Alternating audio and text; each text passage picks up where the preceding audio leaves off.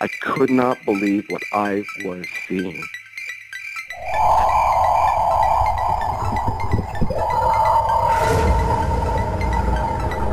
I could have filled the back of his head with 5.56, which is an absolute joke. Well, it's not an ape, because if the Sasquatch was an ape, we would already have one. What are these elusive hominids that stalk the wilderness? Your host, two-time witness and field researcher for more than 40 years, William Jevning. Welcome to the mystery. Welcome to Creek Devil.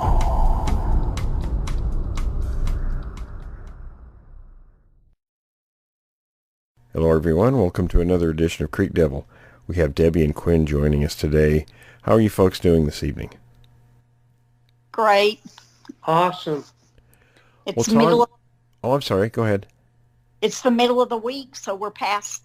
That's right. That's right. I'm kind of looking forward to it, and I have next week I'm on vacation, so That's good. Vacation's always good. that's right. Well, Tom had the chance to talk with you, so Tom, do you want to go ahead and kick this off? Yeah, absolutely. Quinn, Debbie, thank you so much for joining us. And Debbie, you contacted us. I'm sad to say it was probably 3 years ago, and I was doing maintenance on the email system, and I found your the email that you originally sent us. So it's late, but your story, the two of you have such an amazing encounter with these things. Debbie, I want to start off with you. You had a encounter when you were a little girl, and tell us that. We'll start off with that, and then I'm just going to let you just share everything that you guys have encountered. Well, just to give some background so that people kind of know where I'm coming from today, I am a registered nurse of almost 40 years experience. And so I'm trained both in the science world and in observation, because nurses are taught to do a head-to-toe assessment really quickly. And so when you work in trauma areas, high-risk areas, at labor and delivery, I had a lot of experience, 25 plus years as a labor and delivery nurse. And now I do oncology. I'm a breast cancer oncology nurse for the last 11 years. So going back to my very first encounter, it was in 1969. I grew up in southeastern New Mexico in the desert, but my mom's oldest brother lived in the mountains of southeastern New Mexico at Cloudcroft, New Mexico. It's a village. It's the highest village in New Mexico. The elevation is 8,900 feet. So we are old forest growth with some oaks mixed in and aspens mixed in. And I went to visit my uncle the first week of August. And I have two cousins that are 7 and 10 years older than me. And so when they were smaller, he had built a tripod and a trio of pine trees. And I was an avid reader. And so my cousins were kind of like in that teenage age at that time. So I decided I would take my book and I would go to this tripod up in the forest, probably about 200 yards from their home. And at that time, they were at the very top of the mountain. My uncle had designed his home and had built it, and he worked as a hotshot. And so I was laying on my stomach on the platform in the tree, and I seen something start to come down parallel to a game trail. And it didn't look like a bear. It was very large and hairy. I would think that the hair was about 3 to 4 inches in length. It was more of a cinnamon brownish color coming down, and I just, fear overtook me, and I became very frightened. I was shaking.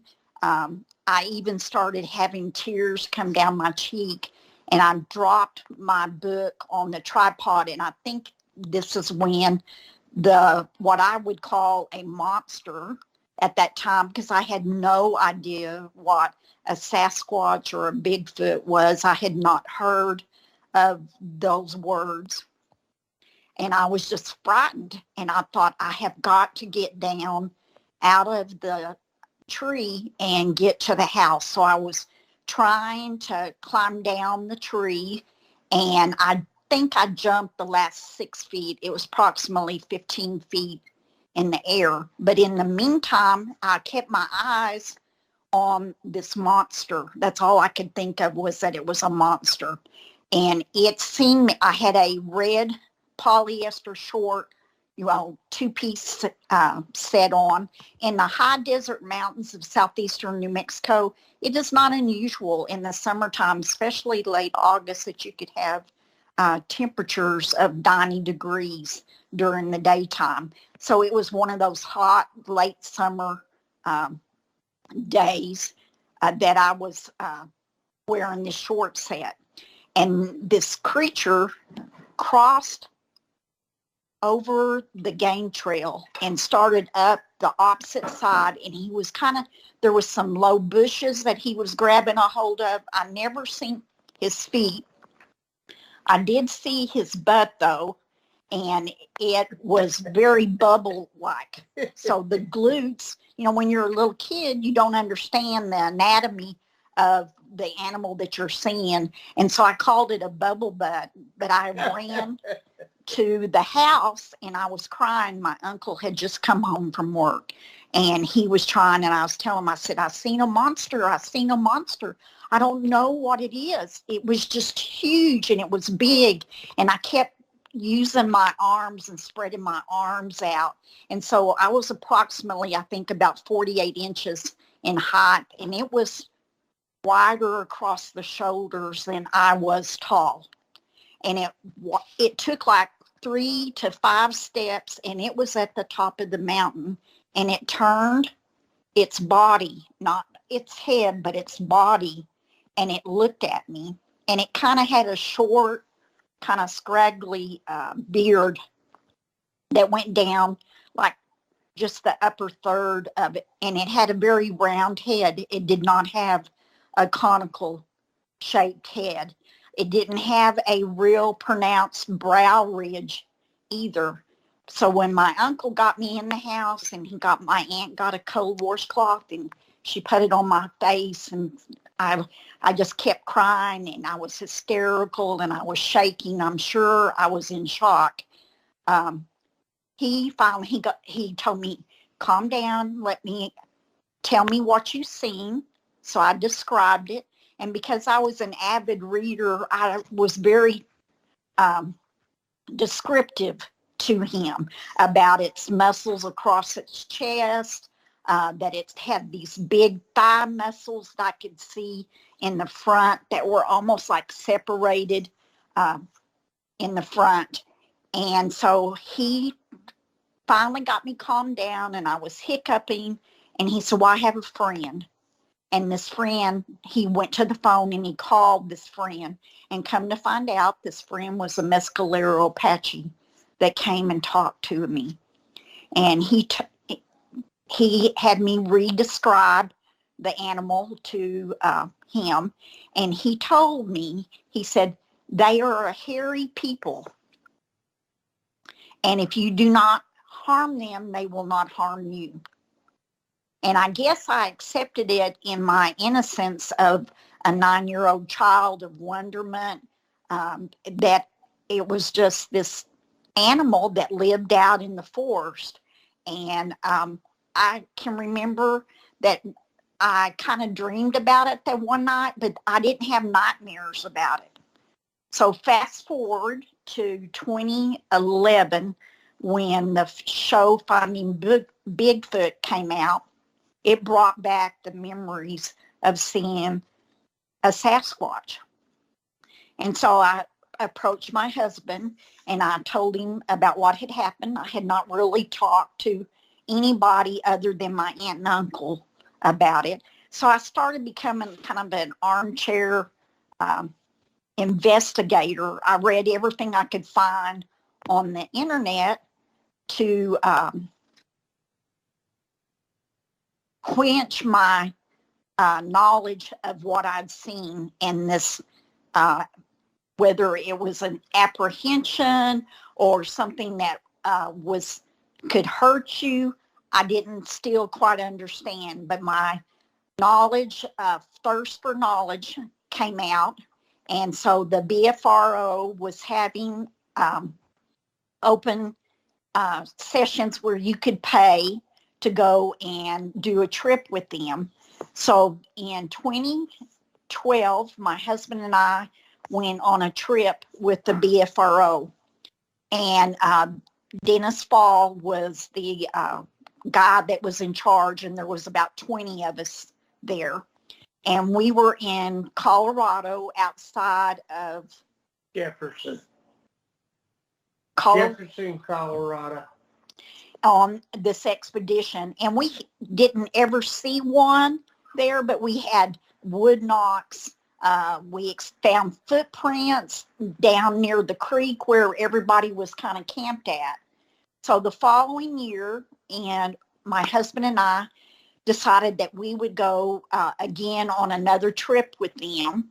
And Hoyt, who is a Native American, was in charge of this trip at the Caldas Baldera. And the Jemez Mountains near Los Alamos. And so this is, again, a high desert mountain area, and it is a volcano caldera, and there's a lot of hot springs in this area. And we, as experienced campers, we have taken our children their entire lives on camping trips all over the state of Texas, into Colorado, and New Mexico. We decided that we would be the furthest camp located away from the main group. So we were about a quarter of a mile from the main group in a bowl where elk hunters had built a big fire ring. And the BFRO, actually, Kurt Brandenburg, had recorded with a FLIR like the year or 18 months before of a Bigfoot peeking out behind a tree in this meadow area. So we decided that this area in the bowl where elk hunters camped at, we would camp there. And it was the last night of the expedition. We had a large fire burning, and we were just kind of relaxing because we had about an 8-hour drive to come back to our home in Texas, here in Lubbock. And I was up poking the fire, and we had it blazing pretty good. And a rock the size of a softball came flying from the east. I was facing the east, and my husband was sitting in a chair with his back facing the east, and it hit the fire ring, and it startled both of us. I know I jumped probably 3 feet in the air. Yeah, it hit her right at her feet on the fire ring. We had a pretty good bonfire going, and I was sitting right behind her and was scoping around with my night vision, and that rock come flying in and went pow. And we talked about that a little bit last night, and it's really startling to me because we had heard stories, we had heard people tell stories about little pebbles being thrown, but not one as big as this was. And in fact, we still have the stone in our garage. We brought it home with us. And so we stayed up till about 2:30 or so that morning, and then we went to bed because we knew that we had the long drive home. So about between, I would say, between 5 and 6 o'clock in the morning, we started hearing, it sounded like a crow cawing, and it was circling the tent outside up 360 degrees. And it just kept going on and on and on. You didn't hear any footprints. You could just hear as it changed position outside the tent in the 360 degree. It sounded like a crow, but it really was not a crow sound. Similar, but not quite. Well, that was my question, guys. It was, so how was it a little bit different? How was it that you listened to it and you go, you know, that's just not a crow? Kind of I would say a little bit deeper, but not, when we hear the crows like in our area of New Mexico, they kind of have a kind of higher pitch, and this was a lower tone. And that's all I can describe. It didn't sound, it sounded similar, but it wasn't point on like you would hear a large crow calling to you all the time. When I came out of the tent, there was no crows around. That was what was weird. Yeah. There was no crows around when I came out of the tent. We still heard it. We had seen crows in the area, but we hadn't seen any around the trees. So I finally got tired of it. I was like, something's out there playing with us. So I got up and I unzipped the tent, and you could hear something running off down in the ravine that dropped off real steep. So I assumed, we never had a visual, that it was a juvenile kind of playing with us to see what we would do. So we packed up, and we forgot to tell about when we brought the coolers home from there. We have a black lab. She is 13 years old now, and she was a young lab at that time, and her name is Ellie. And Quinn went back to work. He was working in China at that time as a chief oil field mechanic, building jackup rigs for the Gulf of Mexico. And he would travel to China for 35 days and come home. Well, I brought the coolers in, and I put the coolers out on our back patio. And Ellie, she was probably almost 2 at this time. I went out to clean out the coolers and bring what food was left in the house. And I started to open the largest cooler, and she started growling. And I was like, what's wrong with you, Ellie? You can't have any of this food. And she growled, and she got in between me and the cooler.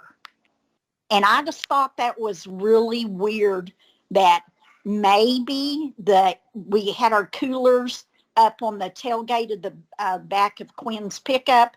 Maybe one of them had lifted. We didn't have the Yetis or the Arctics that we have now that have the rubber stack. They were just igloo, type plastic lid coolers. If something had lifted that and she could smell something. That's what I was wondering. It sounds like there was something that prompted her. And because I was at home by myself with her, and Quinn had already gone back to work, she was in her protection mode at that time. And we forgot to tell you that. And we were laying in bed talking, and I said, remember when I called you and told you about what happened with the coolers? So we brought that up tonight. So that was our trip to the Valdez caldera in northeastern New Mexico. So my husband's mother-in-law, my mother-in-law, lived in Cloudcroft from 2003 until she passed in 2016. So fast forward, we went on many other camping trips to January of 2016. It happened on the MLK weekend. So, the banks are closed on Monday. And as a nurse at the cancer center, because it's a holiday, we decided that we were going to go to the mountains because there had been a blizzard the week before, and people had told us, on our Facebook, there was about 2.5 feet of snow. And so we thought we needed to go check on the house and make sure that there was no damage, that the ice hadn't done any damage, broken any windows. So we drove up that weekend and spent the weekend, and we knew that the day that we got there on that Friday, that there was supposed to be another 5 to 6 inches of snow that night. So it snowed, and it was a light powdery snow.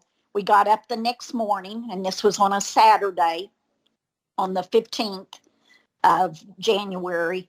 And I told him, I said, well, let's just go look and see if we can find any footprints. Let's drive over. I'm not going to name the lake, but it's in southeastern New Mexico, and it is a water source for the city of Alamogordo. So we drove over to the lake, and it's on a paved road. Quinn had a four-wheel drive pickup, and so there had been they had cleaned the snow out, but this 5 to 6 inches of snow, his pickup could go through without any difficulty.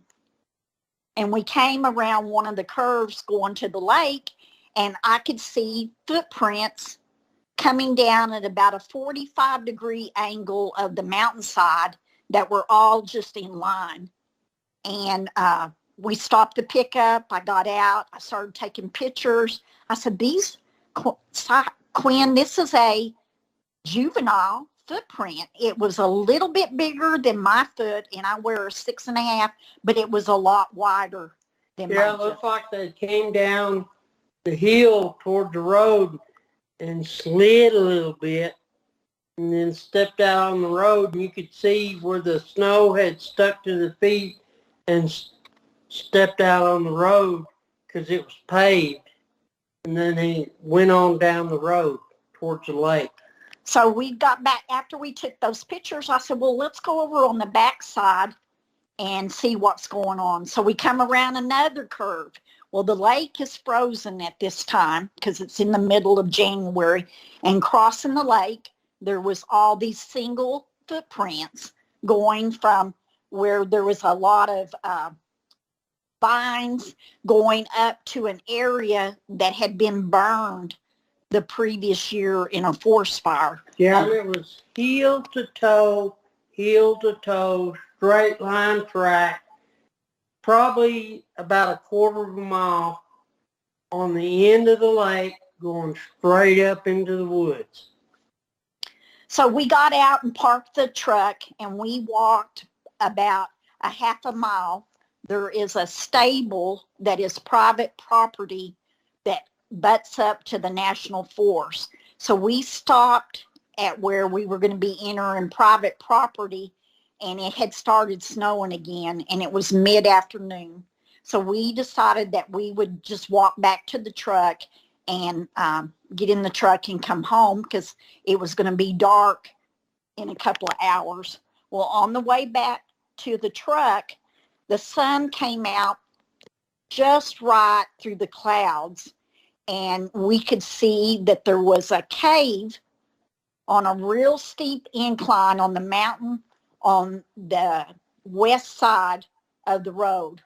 So Quinn had a spotting scope, and he started looking, and he spoke, and I'll let him tell you because he was the one that spotted the cave first and seen what was in the cave first. I leaned over the truck with my scope and was glassing all along that ridge area because it was straight up.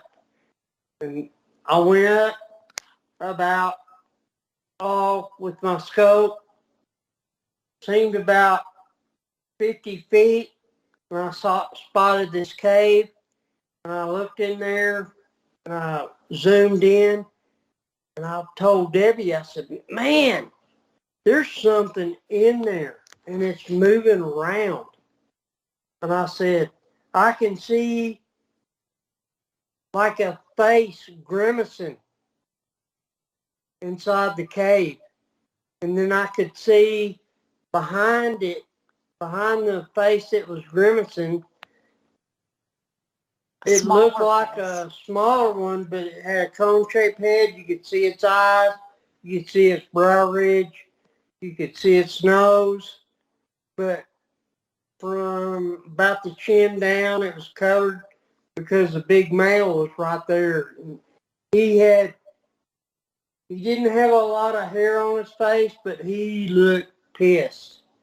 And he had a very pronounced brow ridge, and he was grimacing real bad, looking straight back at me through the scope and everything. So Debbie leveled her camera that has a big, like 700% zoom on it, and leveled it out and snapped a picture on it. And we had it sent in to a person, and she cleaned it up and got it unpixelated. And there was at least 5 individuals. There's a big male. There was a female standing behind him. There was 2 juveniles, maybe 3 juveniles in that cave. And so we sent those pictures to you. No, we looked at them. Yeah. They were, and I didn't realize at the time that this was in that area, because there's snow all around the cave, right? Yeah. And it was brilliant white snow. So she took some of the whiteness out of the snow, and so it wouldn't, reflect so much back on. And so you can see the pictures that have been, oh yeah, no, you could clearly see that there was the eyes, the brow ridge, and it looked like it was bare in its teeth. Yes, and it had big block teeth. We didn't see any, canines or anything like that.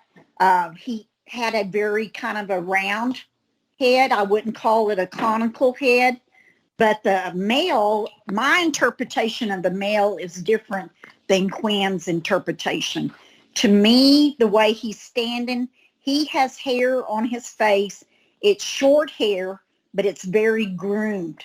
And to me, he's a light gray looking, and his eyes. And the female, we feel like that there was a baby that was in the cave too. He had a very conical black head, where the other one juvenile that's showing the block teeth is, like probably, I don't know how tall he is. We have no way. But to me, it would be like probably a teenager, a 10 or a 12-year-old, and a young person's life. But there was a little one up on his shoulder that looked apish looking too. I think they're just so different in their looks, and that they morph as they grow. It changes and everything. So we had that experience that day. So we left when we started seeing the grimacing teeth, because I kept telling Quinn, I probably took at least 30 pictures of it, and I could see him grimacing, and I was getting real uneasy. And so I told him, how big was the opening to the cave? It looks like the summer and everything. In fact, we were there at the cave area this summer. It's probably about a 6 to 7 foot width area across. Yeah, it's not quite as high. It's not as, and I think what they do is, I think there's a back entrance, because where this property is, the city of Alamogordo owns that part of the property, but you go on the others at the top of the mountain on the back side, and it's national forest from back there. And I think there is probably a back entrance into that cave, because to get up there, you would have to be a rock climber, with some ropes to get up to the part of the cave to come into the front part of that cave. That's what I was saying. I don't think they went straight up the mountain into the cave. They had to come up from the backside and go down into it. And Have you guys been back to that area since? Oh, yes. Yeah. We go at least twice a year. And we went back this summer, earlier in the summer, and we found the cave, and we thought, I'm not certain, but we thought we seen two individuals standing right above the cave. We didn't take pictures of it because we weren't sure.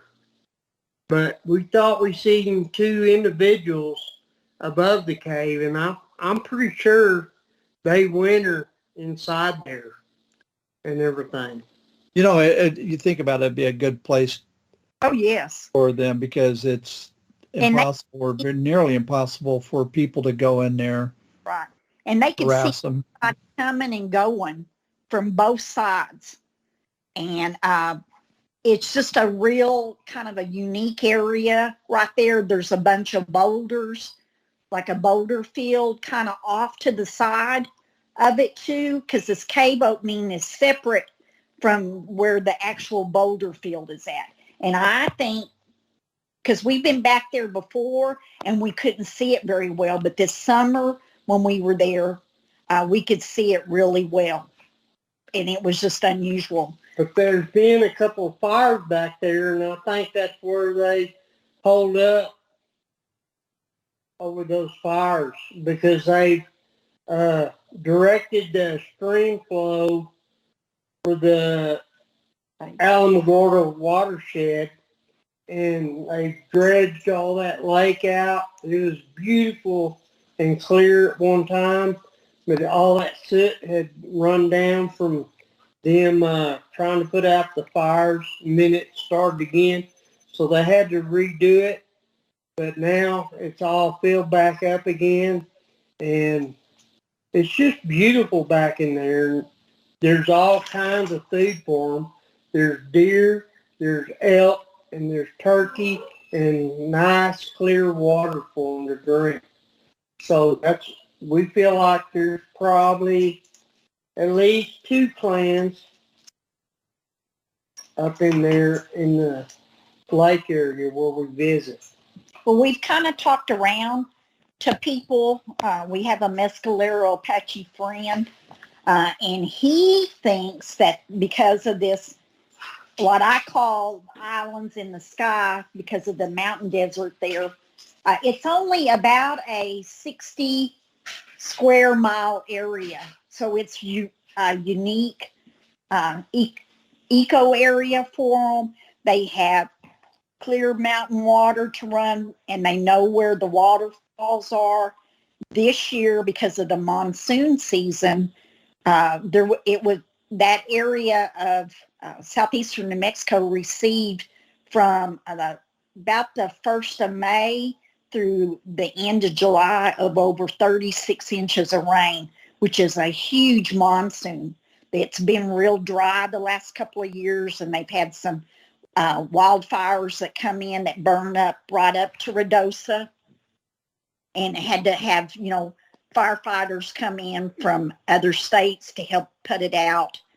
And of course, the Mescalero Apache Reservation runs between Cloudcroft and Ruidoso, which is about a 40-mile zone that is the Apache Reservation. And of course, their community headquarters is Mescalero. But the elk have just overflowed that area. And there has been wild boar have been seen. Of course, the wild pigs have been coming in. There's just a huge amount of food available to the them. Wild horses. And there's wild horses in the area. So they are not lacking in any resources for them to be able to survive and have more than one group in that area. And I think they cross over because we have a friend, his parents live down at Tularosa, which is down the mountain from Ruidoso, and Tule Creek runs through that area.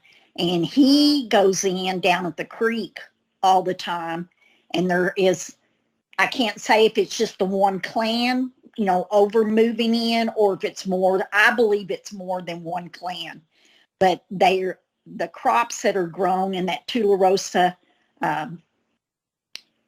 area, basin area, they have a lot of wild onions. They grow just different varieties of crop, watermelon, you know, the cantaloupes.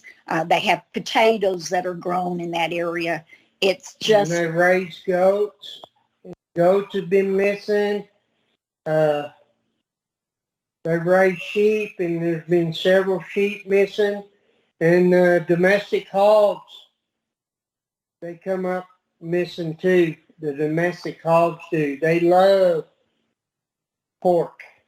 I guess you could say they love pork. They love the wild hogs, but they love the domestic hogs too. I understand that. Mm-hmm. So then we went back the next day and took pictures of the cave, and there was nothing in the cave, or they were not coming to the front of it. So we just, over the years, we kept going back and checking periodically, because it's about a 42 to 52 mile drive from Cloudcroft to this area. So going back to Cloudcroft area where my mother-in-law lived at, we kind of have let our kids grow up in that area, run around in the canyons. We hike.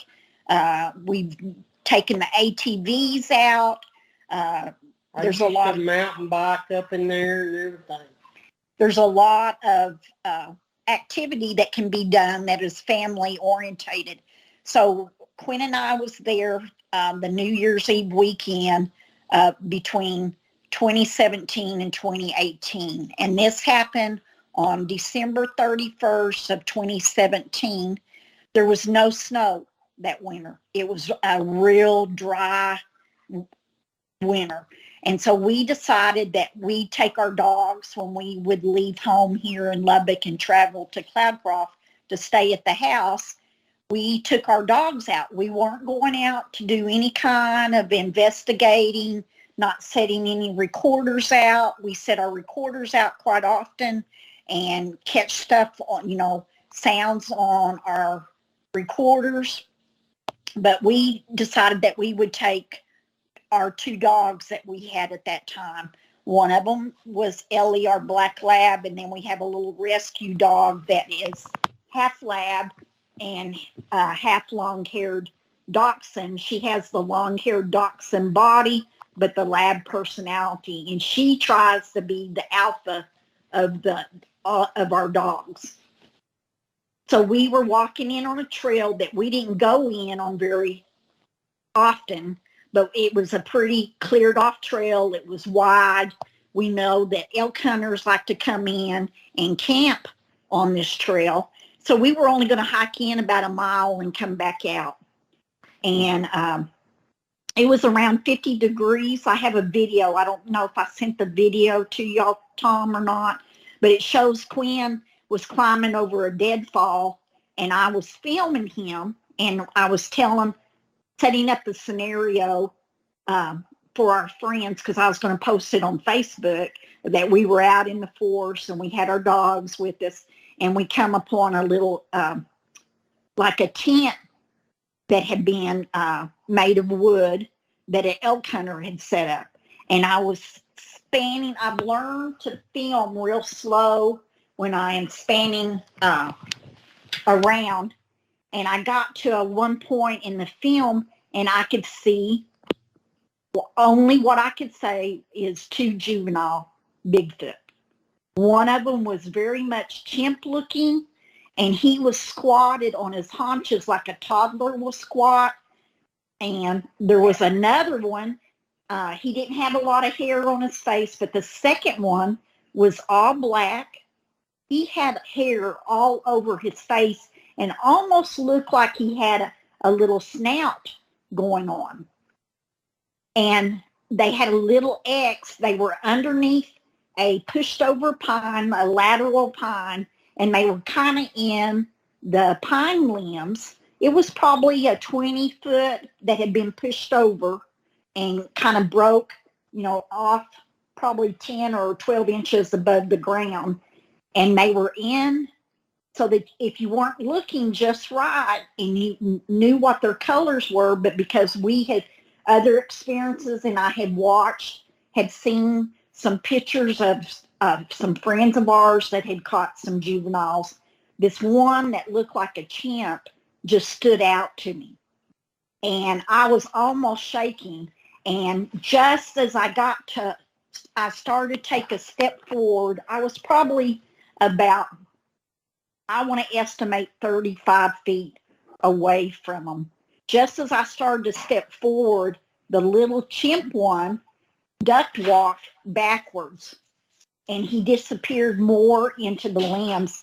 And I didn't even notice the black one disappear. I didn't see him because I was so focused on this little chimp juvenile that we were seeing. And I couldn't tell Quinn. Couldn't describe what I was seeing. And he got ahead of me about 50 feet.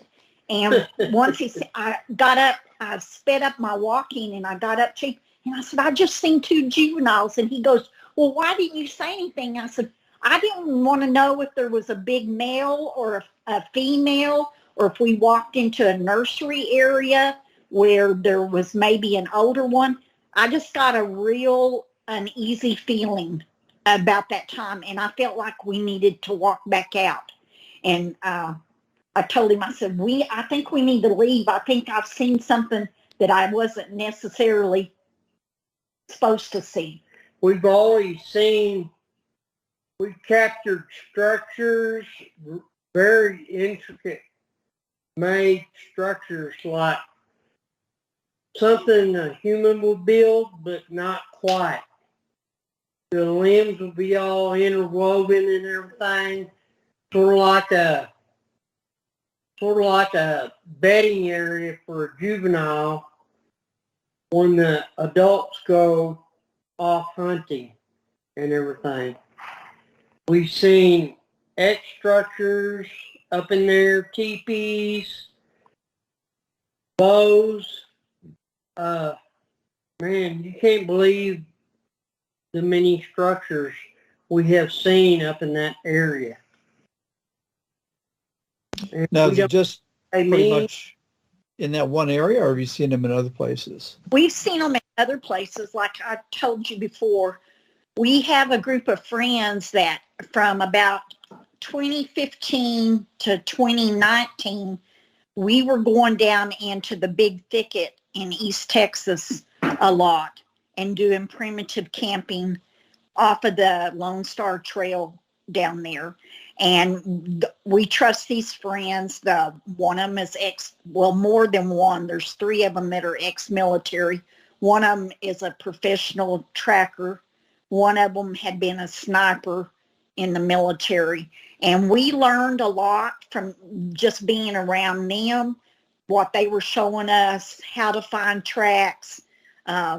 When we set our recorders out, what we need to do, we've kind of learned that if we set our recorders out, we triangulate them so that we can catch sounds from all area instead of just from a certain, set of degrees that you don't catch everything that you need to. And so we've learned with our audio that if it's in the 1500 range and we're running a spectrum out on our audio, we're more likely in the range of a Bigfoot making a sound instead of a coyote, howling.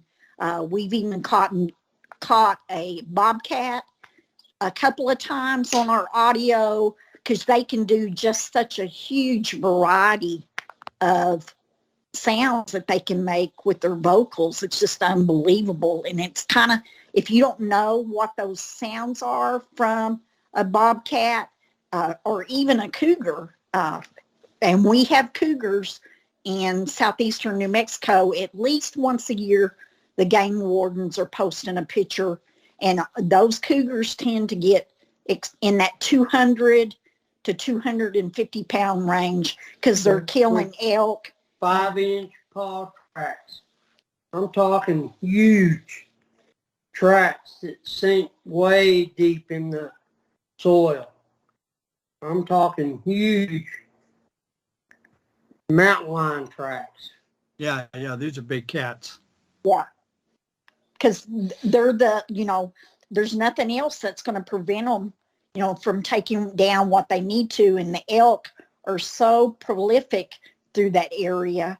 The mescaleros, have high paying hunts for paying customers. But the elk there's just so many of them, and they are so massive, and you don't realize how massive they are until you're up in a vehicle.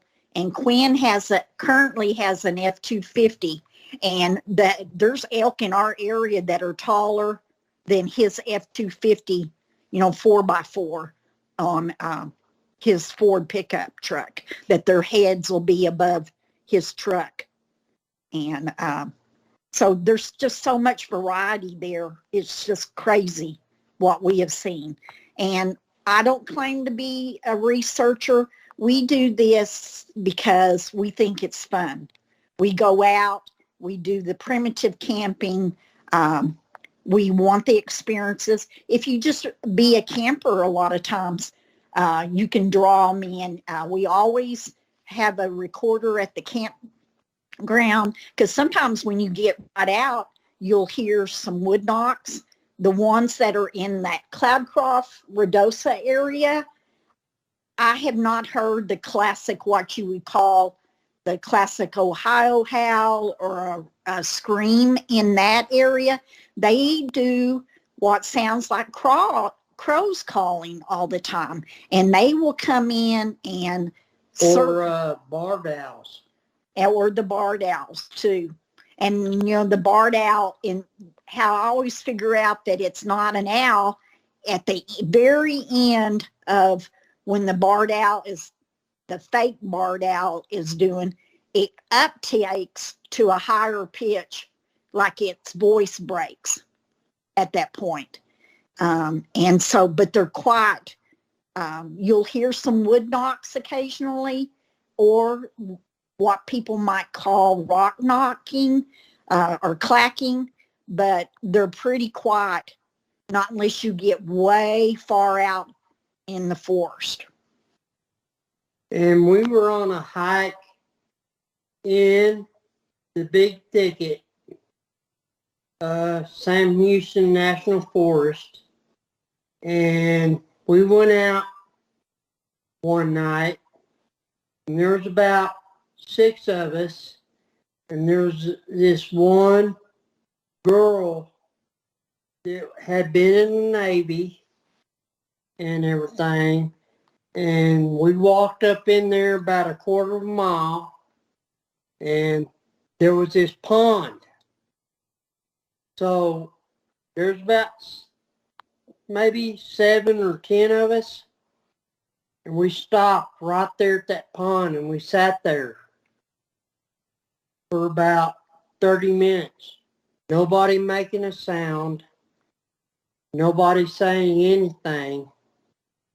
And you started hearing the monkey chatter, and you started hearing rocks thrown in the water. There's a little pond there. You started hearing rocks thrown in the water. And but the frogs all quit. That's the frogs and all. And the pond just became, shut up. Yeah, it became sterile. No crickets, nothing. This was in the middle of the summer. No crickets, no frogs, nothing. And we're all just sitting there being very, very quiet. And you started hearing the monkey chatter in the background, and they're throwing rocks in the pond. You could hear it go, they're throwing the rocks in the pond. So we walk up there, past the pond about another quarter mile, and this one girl, all of a sudden, she just freaked out, and she started throwing up, and she said, I need to go back. And she was a Navy veteran. And she said, I need to go back. I need to go back. Man, I feel sick. I feel sick.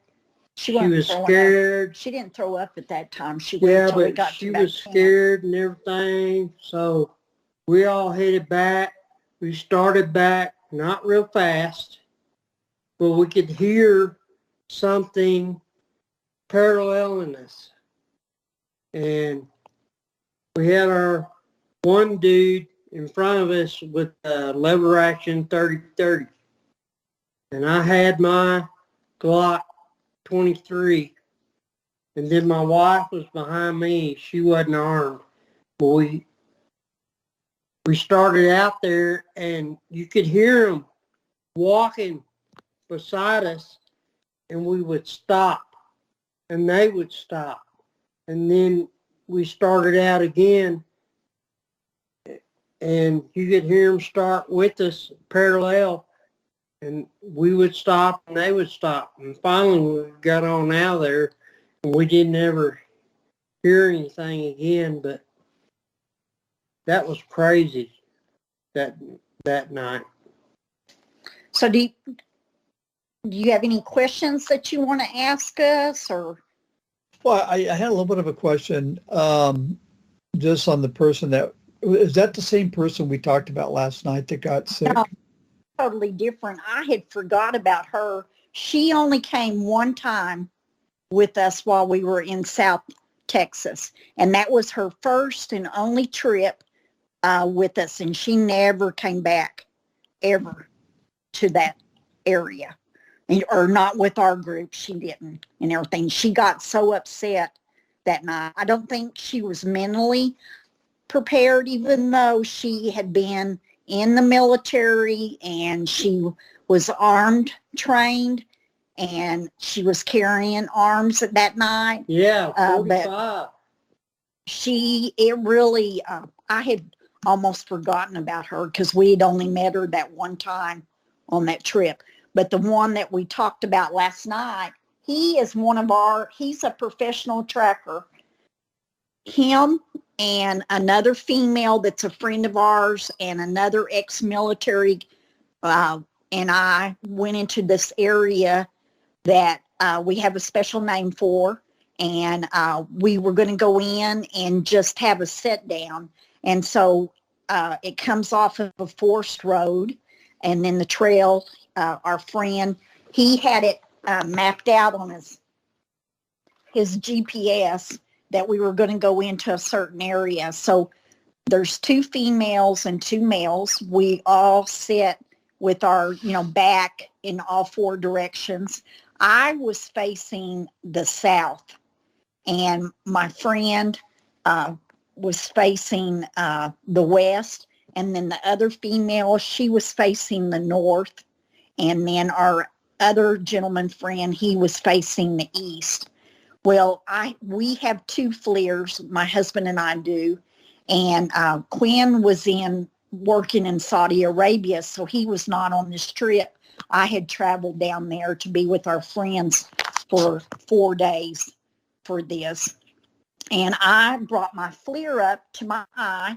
It was almost, the sun had set probably about 30 minutes before, but again, there was just enough light in the pine trees that you had a little bit of color. And I turned my FLIR on.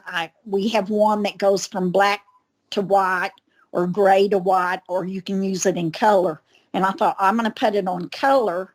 So I turned it on color, and I caught eye shine probably about 25 yards out and about 8 feet in the air. So my friend facing the west, I told him, I said, I see eye shine. And just about the time he's turning around and I'm passing my FLIR to him, because he didn't have of FLIR, he just violently projectile starts vomiting. And I asked him, I said, are you okay? Are you okay? And as a registered nurse, I checked his pulse, and he had a tachycardic heart rate in the 160s. And his skin became, clammy, diaphoretic, and his head sunk down. He was almost falling forward prone. He was so sick. Real quick, I just want to, for some of our listeners, and I include myself in this, that term that you use, can you describe that? What is that? Well, it's infrasound. I think he was blasted by infrasound, and so he was having what we would call you could call it an adrenaline dump. His heart rate is right, but you had a term, tachycardic heart rate? Tachycardia, Tachy, cardia, Cardia. So is that a high heart rate, or what is that? Above 110. And okay. So he was in the 160s, which is abnormal. You'll see people that are in the fight and flight mode.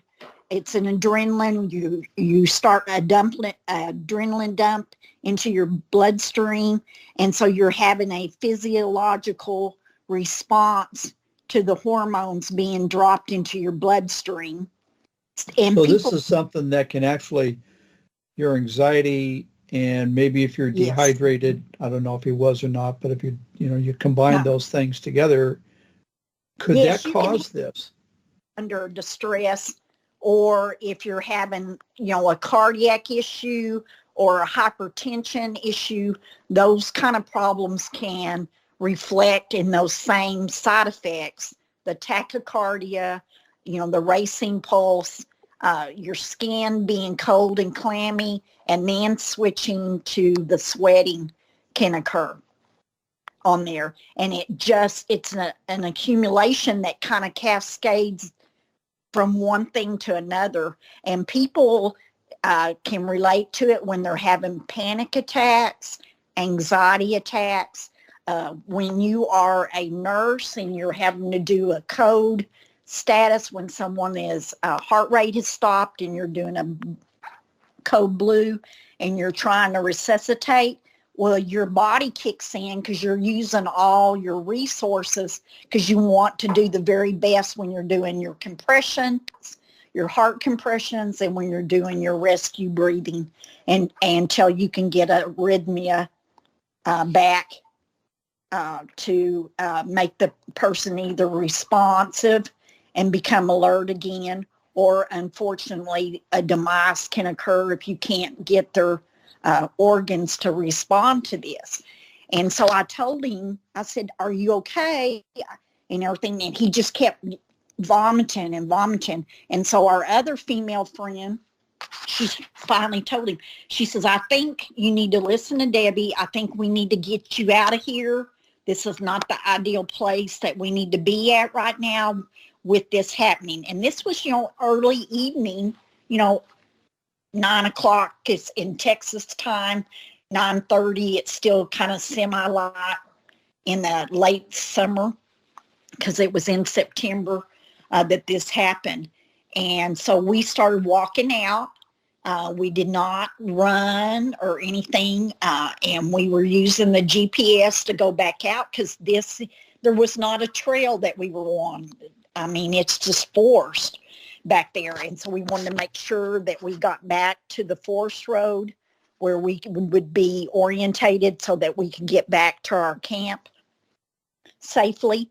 So as we got right up to exiting the forest and going on to the dirt forest road, there was these two stomps, and that's all I can describe that had happened.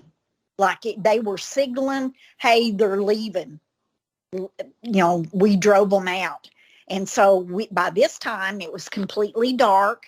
And so we had our headlamps on And I walked with him because I was really concerned because he's like 6'4", and if he went down on me and we knew that we were in the forest about 30 miles, to even a paved road, that we were going to be in trouble. I was like, I was trying to make sure he wasn't having a heart attack, making sure, and I knew he wasn't dehydrated because we had all been around. He had not been drinking any kind of alcohol. He was well hydrated. So that's why I believe that he suffered infrasound directed at him. Well, after we got him back, he got into his tent and he slept pretty much all through the night and got up the next morning, and he said he had a severe headache. So I was talking to him out at the campfire, and I asked him, I said, have you ever experienced anything like this before?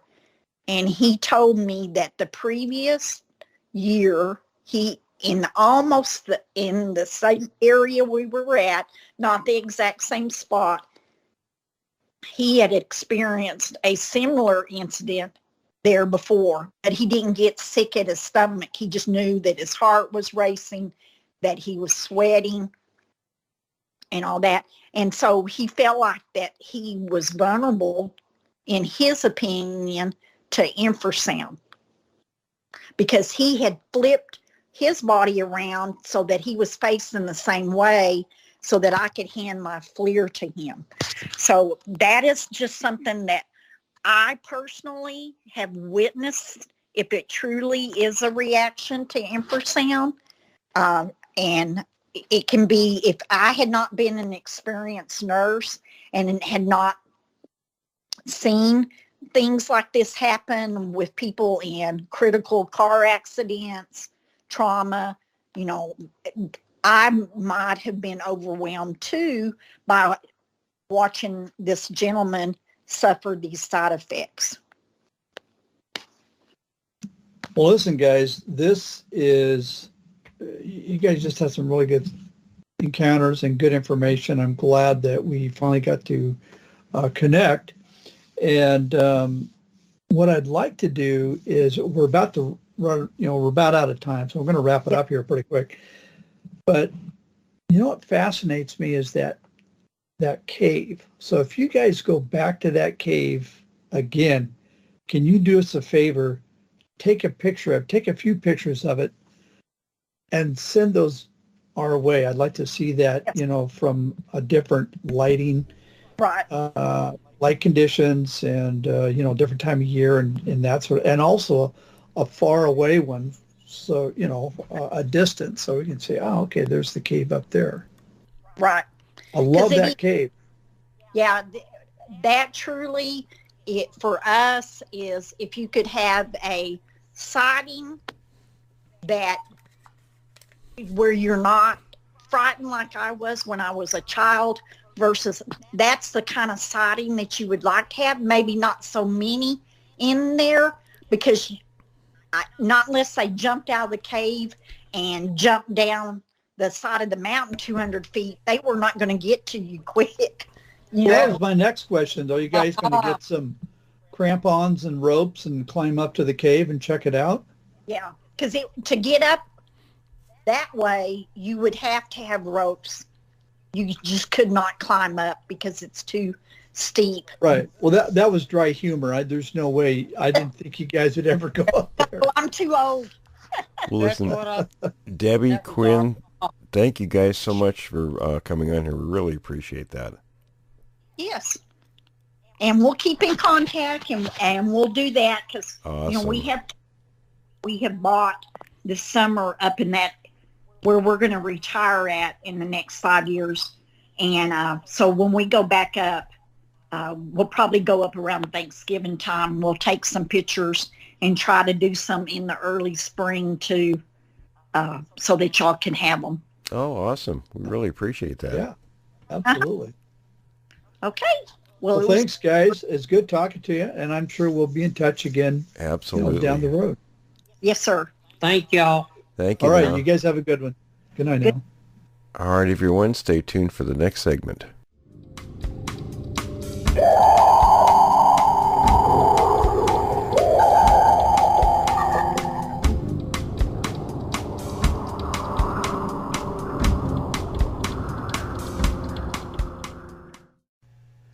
back from the break, everyone. Tom, what do you got in the way of questions? Well, we have a lot of excellent questions.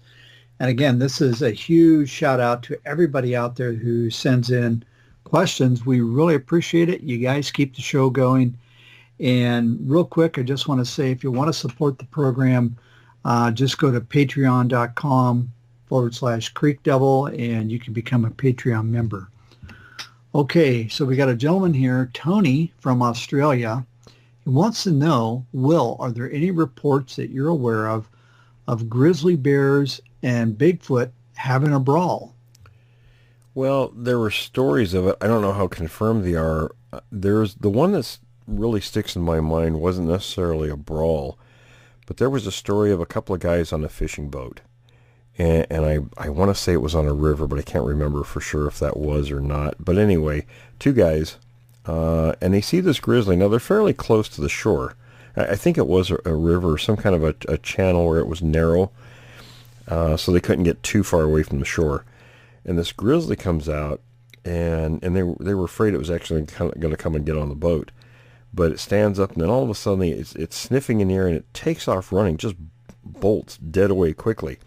And moments later, the Sasquatch comes out near where the bear was. And the two men, of course, are stunned. So it kind of makes you wonder. I don't necessarily think maybe they're fighting. More likely the Sasquatch is hunting the bear. But I suppose they might have a brawl in the process of the Sasquatch trying to kill the bear, but I think they dispatch their prey pretty quickly. I hope that answers the question. Yeah, but you know what? I'm going to kind of follow up on that a little bit, just kind of a little speculation. What is it about the Sasquatch that the bear, he gets a sniff of that and he's like, I want nothing to do with it. There's nothing that I know of that grizzly bears avoid. I do know they avoid, or I've heard that they avoid wolverines. Mm-hmm. And I get that. I've seen a wolverine once in my life, and they're mean. Yeah, most things avoid wolverines, so yeah, because they're nasty.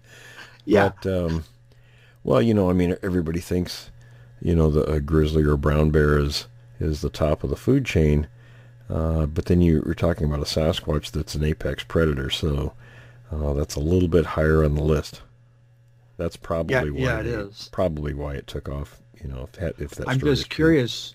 There's got to be something in that odor where the bear's like, I want no, nothing to do with this. I'm gone.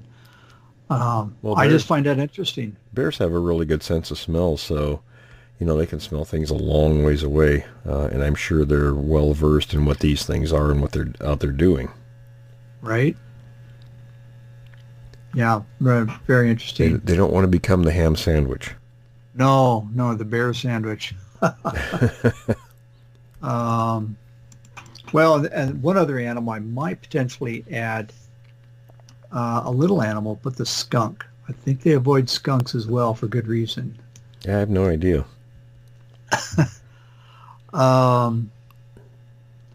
So, talking a little bit about, you and I were listening to some vocalizations and just talking about those, it seems like, you know, there's an awful lot of people out there that hear these things, but, you know, you by the time you get your recorder or your phone out, it's, you know, it's done. It's just like a sighting. Mm-hmm. Have you heard of people that have called in or spoken with you and said, man, I heard this thing. It had to be a Sasquatch. I don't know what else it could have been. Oh, yeah. Yeah, quite a few times, actually. Yeah. And a lot of times it's a scream that is that undeniable, you know, starts low and turns into a high-pitched scream. And there's one we got from Arizona recently from our guy there, you know, the very active area that we have going there. And that's one of those, it's kind of a mixed sound. Part of it sounds like owl, and then it does it morphs into some other weird noise. You know what I'm talking about. Oh yeah, it almost sounds like it morphs into, not quite, but it's sort of reminding me a little bit of like a gibbon or a howler monkey. Yeah, now it doesn't. There's no break in the vocal. It's doing this continuous, so it sounds like an owl. Then it changes into something else while it's making this vocal, and an owl's not going to do that, obviously. And the interesting part is when we talked to Fred that we had on the show recently, the native from Alaska. He's got pit bulls, and apparently they're fairly mean. And I sent him that recording to see what he thought of it, and he played it, and the dogs ran upstairs and dove under the bed, and he says, I had a real tough time getting those dogs out from under the bed. And again, what was it? I mean, the recording came from Arizona. Fred's up in Alaska. Right. But there's some message, there's some data, and for lack of a better word, in that sound the dogs picked up on and said, I want nothing to do with it. They certainly did. So we have a question from, I'm not sure where they're from, but this is Jim. And I believe he's heard you talk about Sasquatch, where they will dive under, like in a pond or a small lake, and they'll be under there for a lengthy period of time. Do they have can they hold their breath that long, or are they going into a cave, or any thoughts on that? Well, that's a good question.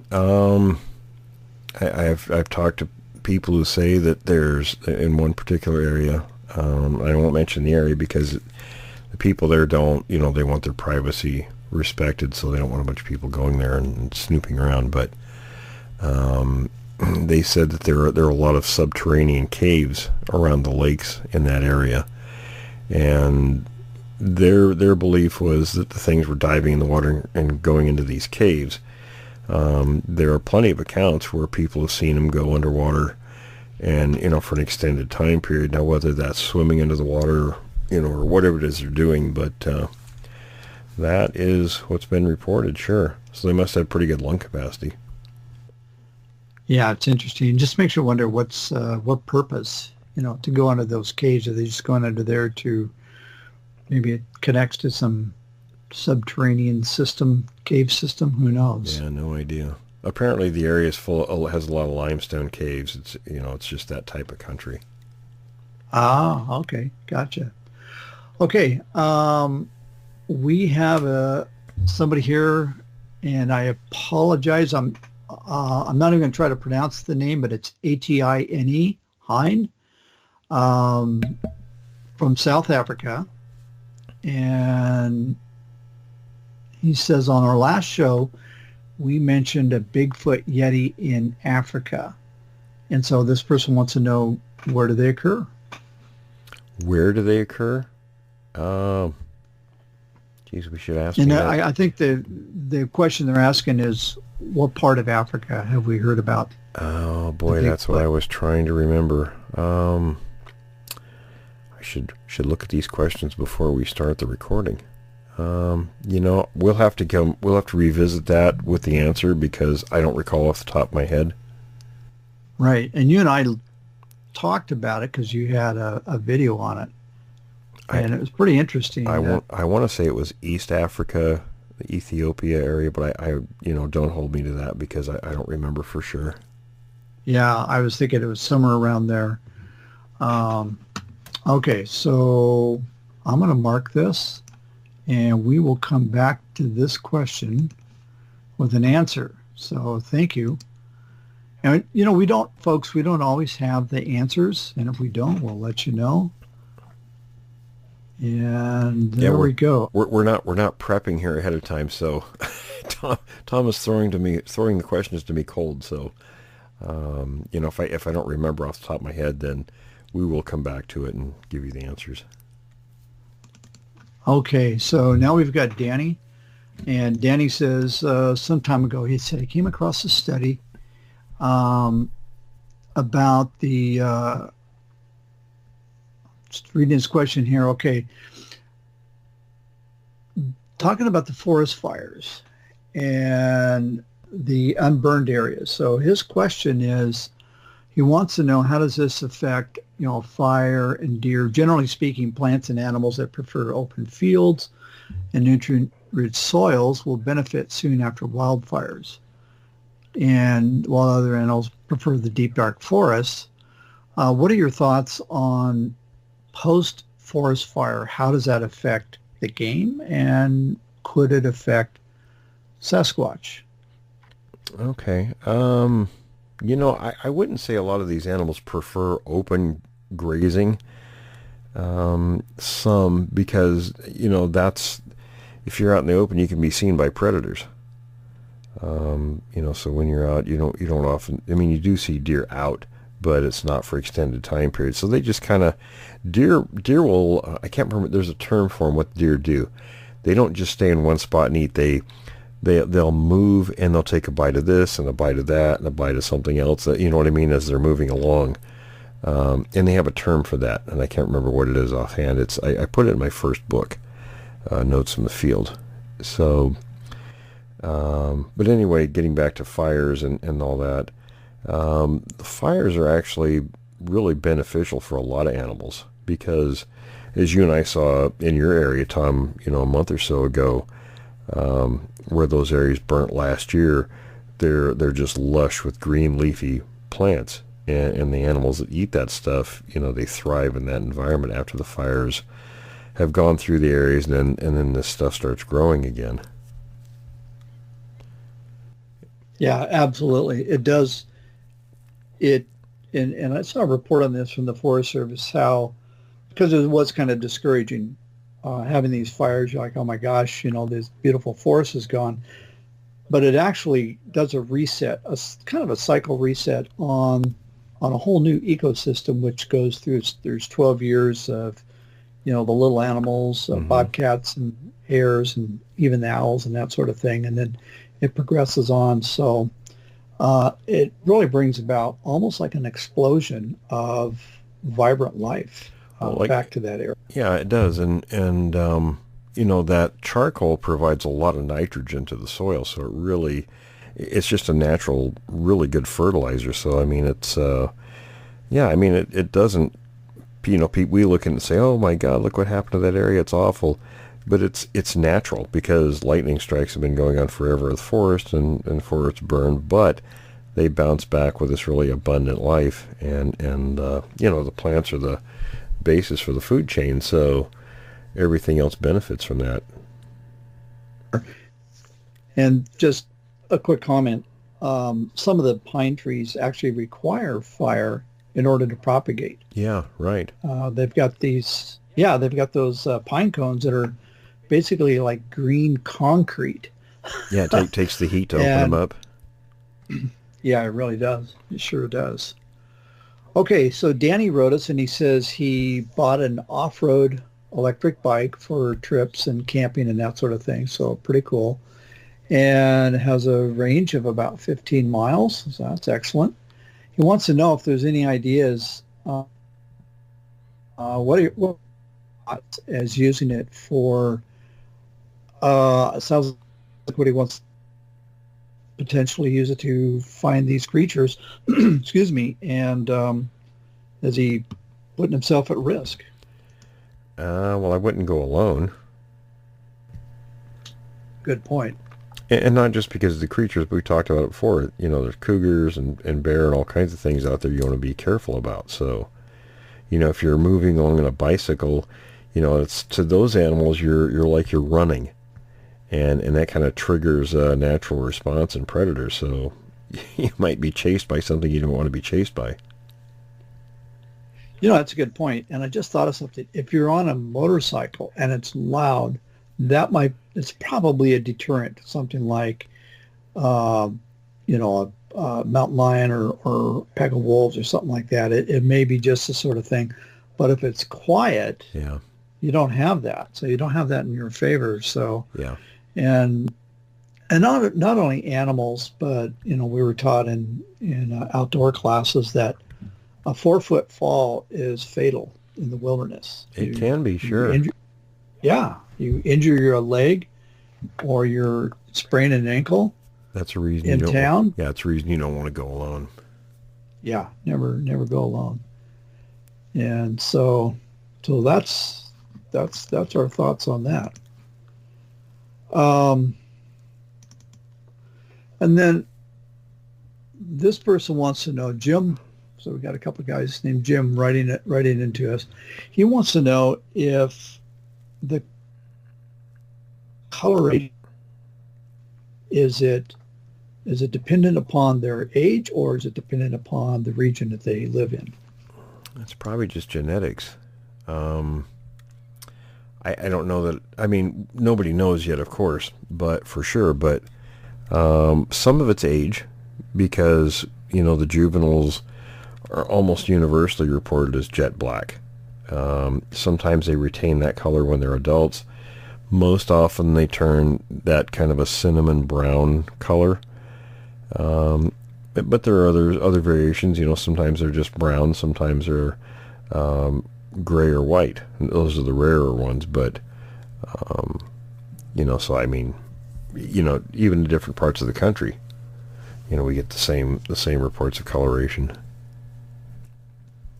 Yeah, and I was just thinking about that because, when we talk to people down in the South, Arkansas and places like that, kind of the same thing. They see this red creature. So, reddish hair. Okay. Here's a guy. This is totally up your alley. He wants to know, can you comment on using plaster of Paris to get a mold, and he's come back to one of the molds with a Bigfoot signature on it. Of course, he's tongue in cheek on that. Bigfoot said, "Hey, it was me." So what's he at? So what do you? So this is a good point to just talk about what's involved with foot casting. How long does it take? What's the process? That sort of thing. I'm sure a lot of people, when they think about casting, and I put it in my Bigfoot Fieldwork 101 book, and I put it in a step-by-step process and the kind of things you need. So there's a plug, for my book, but it's there. If you're interested in that, get the book, and it'll tell you what you need and how to do it. But it's kind of a lengthy process, actually. Most people think, you can go out and mix it up, pour it in the footprint, and pull it out of the ground, and off you go. It's a little bit more involved in that because, number one, it's kind of messy. Now, plasters is fairly inexpensive, and you need, for a Sasquatch track, the average is the boxes come, I think, in there. They're just little under 5-pound boxes, and it takes one of those per footprint. So you want to have 2 or 3 of those with you, and then you want to have a few gallons of water, because and I would recommend latex gloves, because the stuff is, you want to mix it up good with your hands, get all the lumps out of it. You kind of want it the consistency of kind of thick pancake flour or pancake batter, right? Not the runny stuff, something really thick. Not too thick, but I always tell people, practice on your own footprint or animal, the dog's footprints or something ahead of time. That way you can kind of get it down. And then when you pour the print, you got to let it sit for quite a while, because nobody told me how to cast the first time I did it. I tried it, and unfortunately, I found some nice 15-inch Sasquatch tracks going up this logging road, and I went to pull them out, and they broke all to pieces, because I didn't realize I had to take a knife and actually dig them out. Not all soils like that, but soils are different everywhere you go, right? Different conditions and settings and all that. Unless it's just really nice sand and you can lift it out.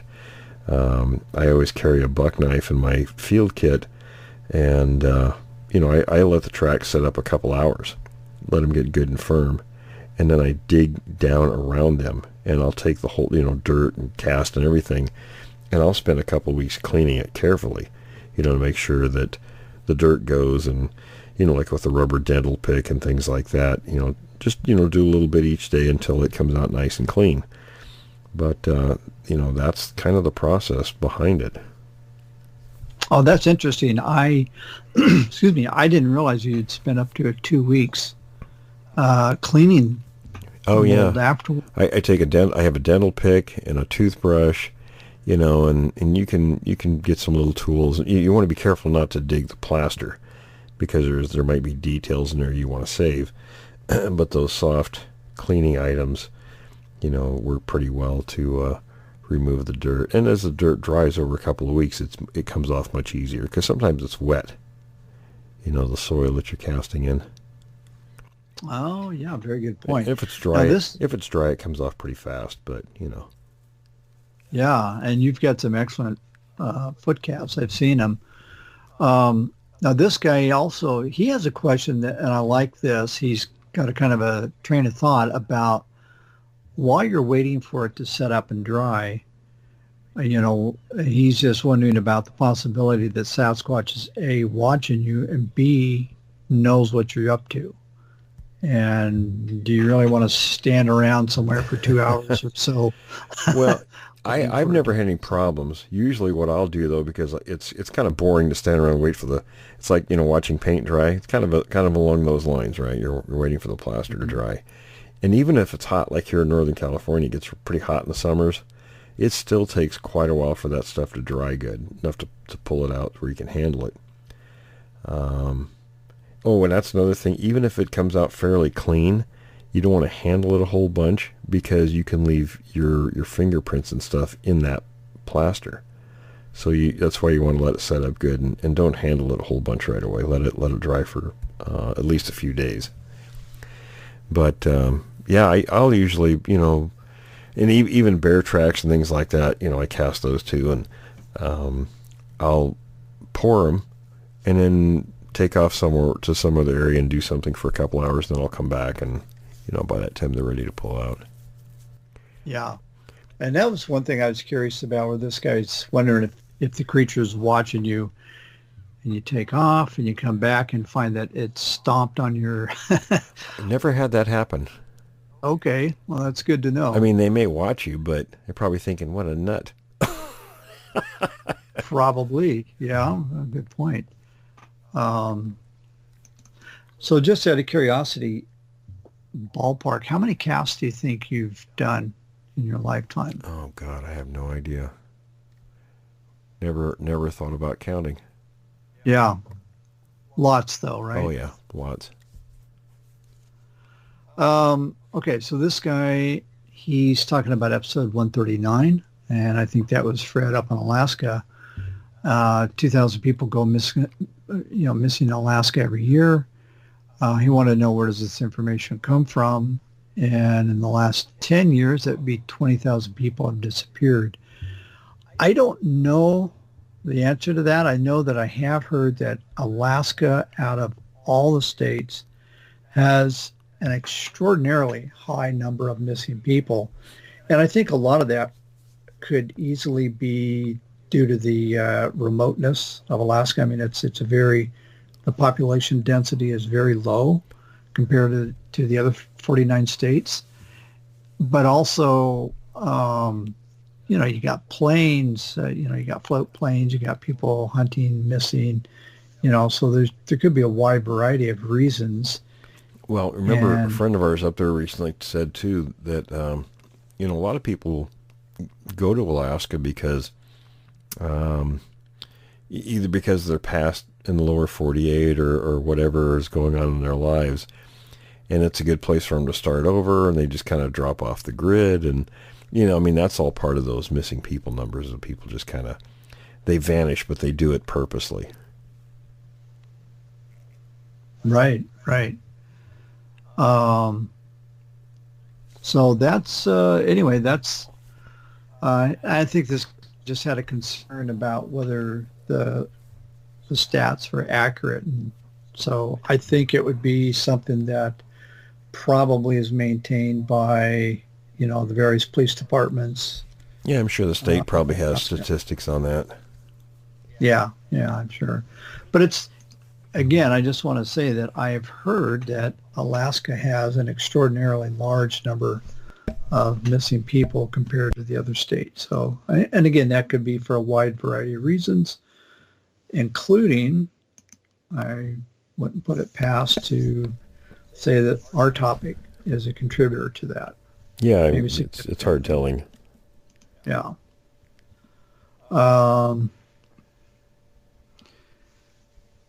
So that's all right. That's a very good question. What about, I guess one of the questions that we've had is people want to know, where do these creatures, and I think they're talking about the West Coast here, where do they reside? Are they kind of up in the mountains, or are you going to find them in the lowlands, around maybe even rural farmlands? Is there any sort of a consensus on that? Well, all of those places. I mean, you got to look where the food is. Wherever there's food, that's where they're going to be. They don't just live in one kind of place. You know, they have their ranges, and they move around throughout those ranges. And the ranges encompass all those different kinds of places. And we've talked about that in the past. The one thing that not only Sasquatch, but all animals in the wilderness are, everything revolves around getting your next meal. Right. Yeah, it's not like us where, you know, we set up shop somewhere and that's our home. Most wildlife, you know, they move about throughout their territories. Yeah, and they're gonna be nomadic in the sense that if the food source moves, they're going to move. Yeah. And if it's a top level predator, they're going to go where the prey goes, but the prey is going to go, when the weather gets really bad up in the high elevations. I'm assuming they're going to move down to where the food's a little easier to get at the lower elevations. Yeah, sometimes they stay up high though. And just kind of work their way through the snow and nibble on some stuff. animals know where to find it under the snow, and yeah, they're not limited to, being in a place because there's snow on the ground. Yeah. So this gentleman, Chris, wants to know. He said he's looking for areas up in New York and in Pennsylvania. He's wanting to know if we could give him some areas where the sightings have been and any areas where the actual Bigfoots are located. Oh boy, everybody wants to go become a ham sandwich. The Adirondacks, and I don't have a specific place there. That's where Jeremiah talked about, where he lived up in that region, and other people we've had on too. That area is said to be, pretty active with the creatures. I say that area, I don't know exactly how big that area is. You'd have to go there and just, pick an area and start working it. Yeah, exactly. And again, it's, Will, I've said it tongue in cheek in the past, but some of the areas that have been most productive for me are areas where I knew they're not. Yeah.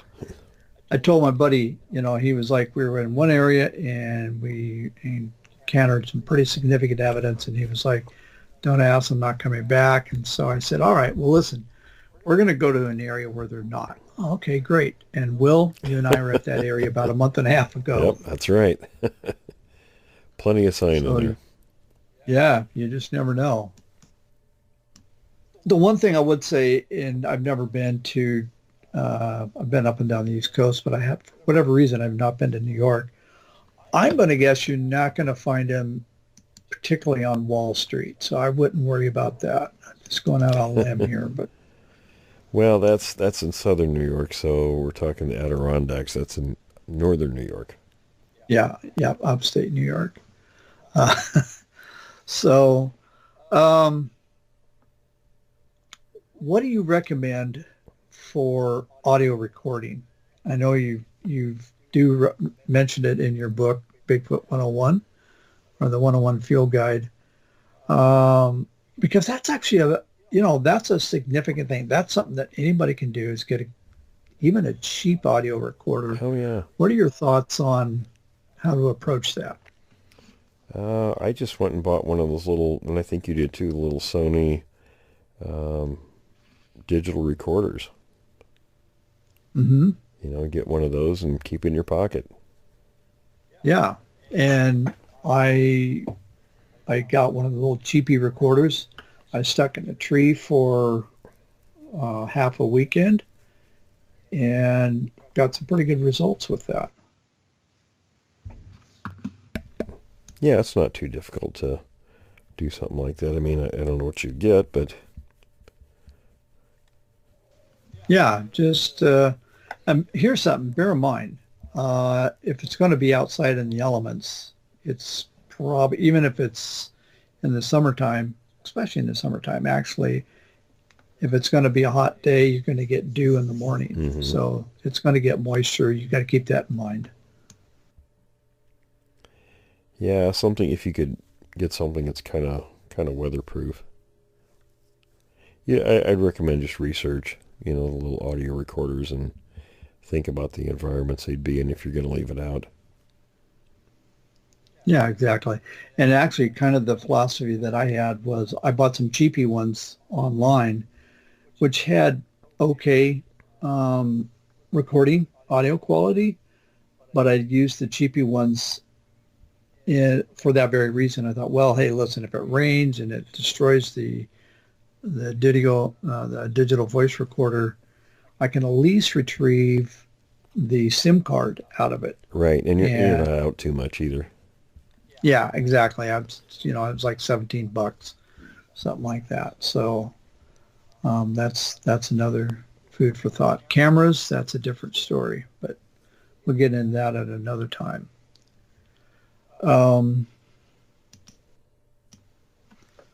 What are your thoughts on this? This came a while back, but somebody wanted to know about if they wanted to go hunting Bigfoot with a pack of dogs. What are your thoughts on that? In all the cases I know of were, well, I should say not all of them. There was one.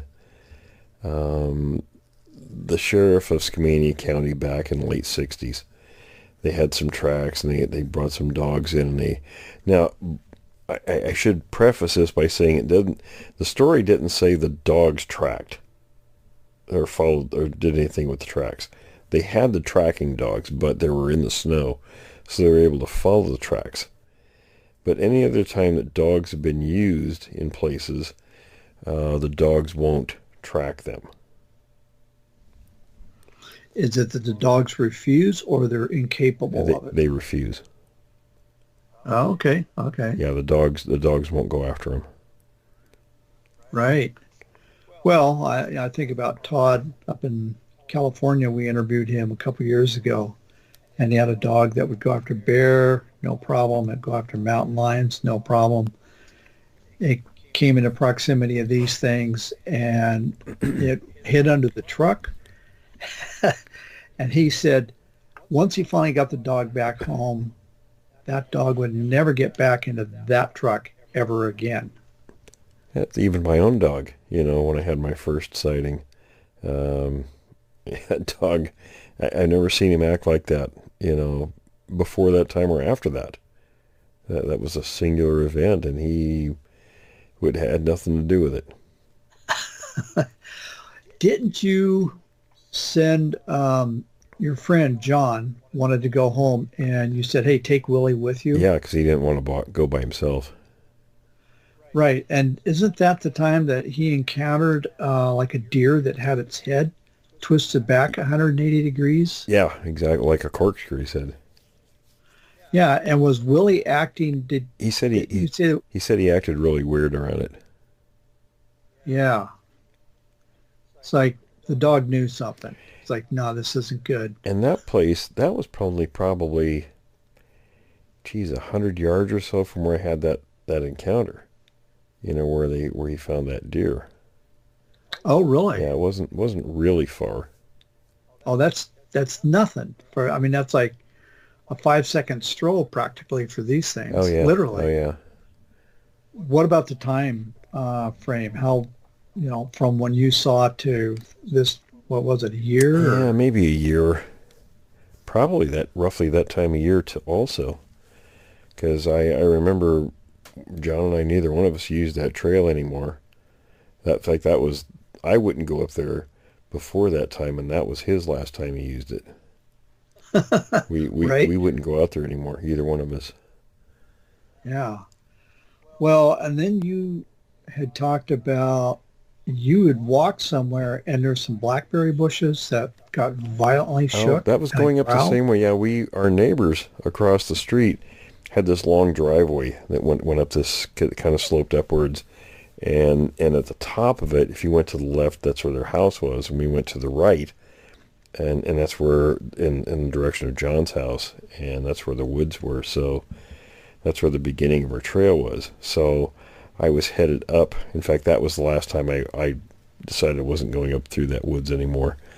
I walked up was about halfway up their driveway. It was kind of a long driveway, and there was a bunch of blackberries right at the edge of the tree line there, because it was all open pasture on one side, and then it was a tree line on the other where the forest was, and this big patch of blackberries, and it was fairly tall, and it just shook violently, and there was a growl behind it, and I just kind of turned around and went right back to my house, and I said, nope, that ain't happening, never again. Now I can't say that was the last time. I can't say I know for sure what it was, but I've been pretty close to a bear and never heard anything growl like that. Then it was fairly loud, and it was, really deep. Yeah, I've encountered a bear one time where I think I scared it as much as it scared me, and it really scared me. But it just kind of and took off up the hill. Yeah. And that's always been my encounter with blackberries, is you usually see their butt as they're running away. Oh, yeah. And I know it wasn't a cat. It wasn't that kind of a growl.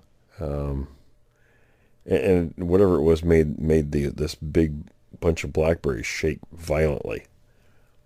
Yeah. So I just thought, nope, I'm leaving.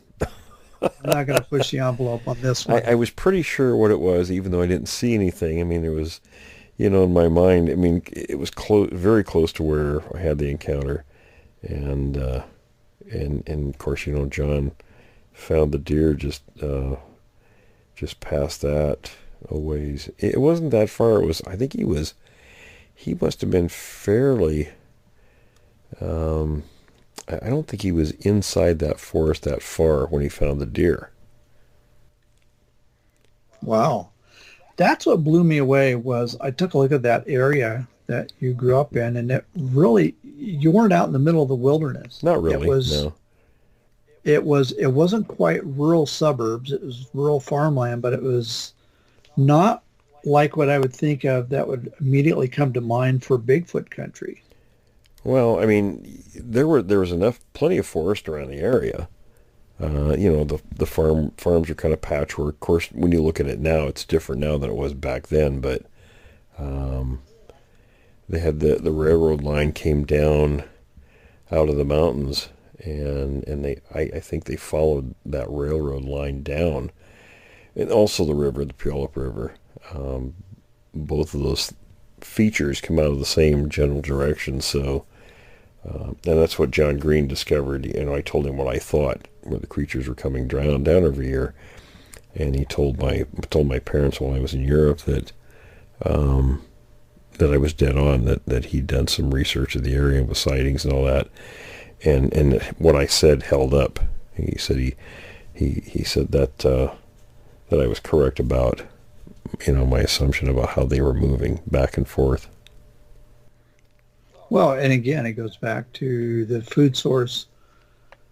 And you mentioned something that I hadn't heard before. You mentioned it kind of recently with your original sighting, and that you had apple trees in the yard that were seasonal. You had year-round, different types, different varieties that would produce apples year-round. Well, not year-round, but they would produce normal apples. I think when they produced, they'd ripen around August or so, and then there were like 3 different varieties, and they would ripen at different times. and there was one that was a winter apple, so there was apples, that were coming into their own, I think around December or so. So there was stuff there, and our barn was right out there by that tree line too. It was right there where, it was maybe 100 feet from the tree line, where I had the siding, and it was all open on one side, so there was all the animal food was right there and it was available. So, well, I can't help but wondering how many times. I just bet that wasn't the first time they were there. It was just the first time you spotted them. I can't help but wondering if they hadn't actually been raiding your barn in the past successfully. Oh, they could have been, sure. And We'd have never stealing known. apples. Yeah, we'd have never known. Right. We weren't checking for apples and stuff like that, And you probably had significant windfall where the apples are just sitting there on the ground. And, yeah. And not just apples. We had a pear tree out in the field and a couple of big cherry trees, and there was plenty of fruit out there. And we had a big garden. I got a chuckle out of this because we have an apple tree in our backyard, and then the windfall comes, and you try to keep up with it, but it's an awful lot. And so the apples ferment, and we get critters in the backyard. You hear them at 2 a.m. eating these fermented apples, and then they I'm sure that's what they're interested in. Oh, sure.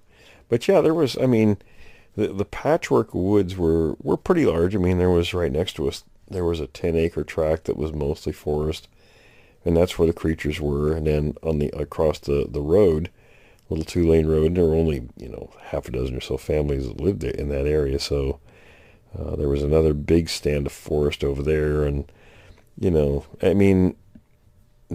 was rural enough, like I've said before, where I remember being shocked and, going out one morning in the back of our house and looking in the pastures, and there were elk. There was a big bull elk eating, grazing with the cattle. So, and coyotes had come up right near the mailbox, and there was plenty of animals around there. Well, and you had a story where, I'm trying to remember what it was, but I think basically you came home and the cows were acting strange, and your mom brought it to your attention. Oh, that was before. That was when I was probably about 10 years old or so. That was in the place we lived at before.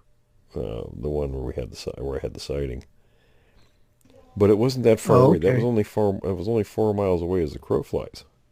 Okay, and again, that's chump change for these guys. And it's it was nothing. And the Puyallup River ran. We had 40 acres there, and the Puyallup River ran through our property. So we had 30 acres on one side where we lived, and then another 10 on the other side. But so the river ran right through our property, and the creatures followed that river down every 6 months.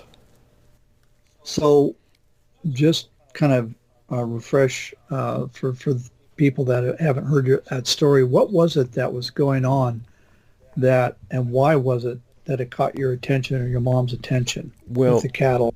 And it was before that was the incident with the kid, on what he called the rock quarry monster. And for people who haven't heard that, and I've tried to research, anybody who might have known used that term. I don't even know where the kid mentioned it. And he was a kid about my age. And we lived in a little town, and, there was maybe 1,500 people lived in that area at that time. This was in the 60s. So it wasn't a big population. And there were three homes on this road we lived on, and we lived at the very end, and it was a dirt road. So if you think there are any dirt roads in Washington State, there were. In fact, there still is. That area is still the same.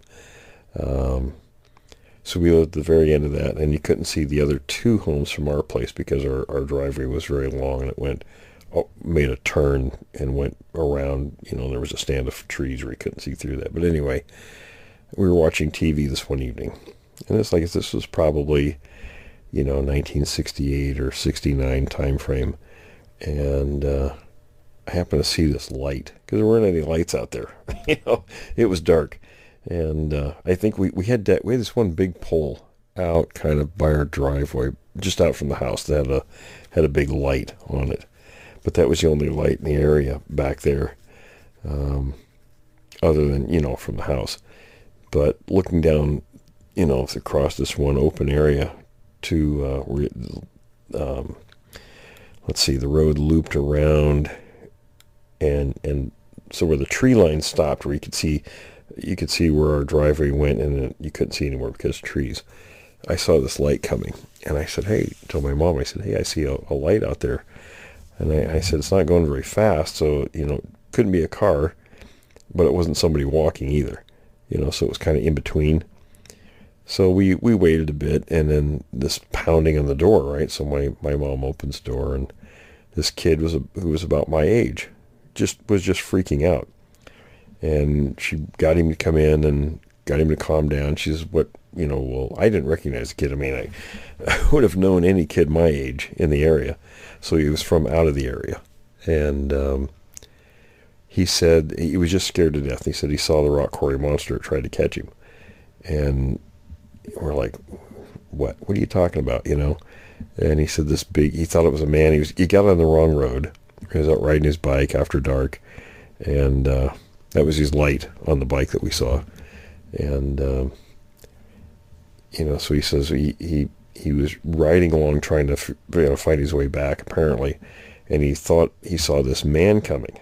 And then when he got closer, it was this big, hairy, white thing. And he thought it was coming after him. So he took off running, or on the bike and riding, and he ended up at our house. So my dad come out from his bedroom, and asked him what his name was, and he figured out he was visiting his grandparents, not that far from where we lived. And so he took him back, and then when he came back, I heard my mom ask him, what's this rock quarry monster thing? And he says, I think it's just some hermit that's hanging around the rock quarry. And my dad worked for the county, so they had a rock quarry just above where we lived, just maybe a mile away.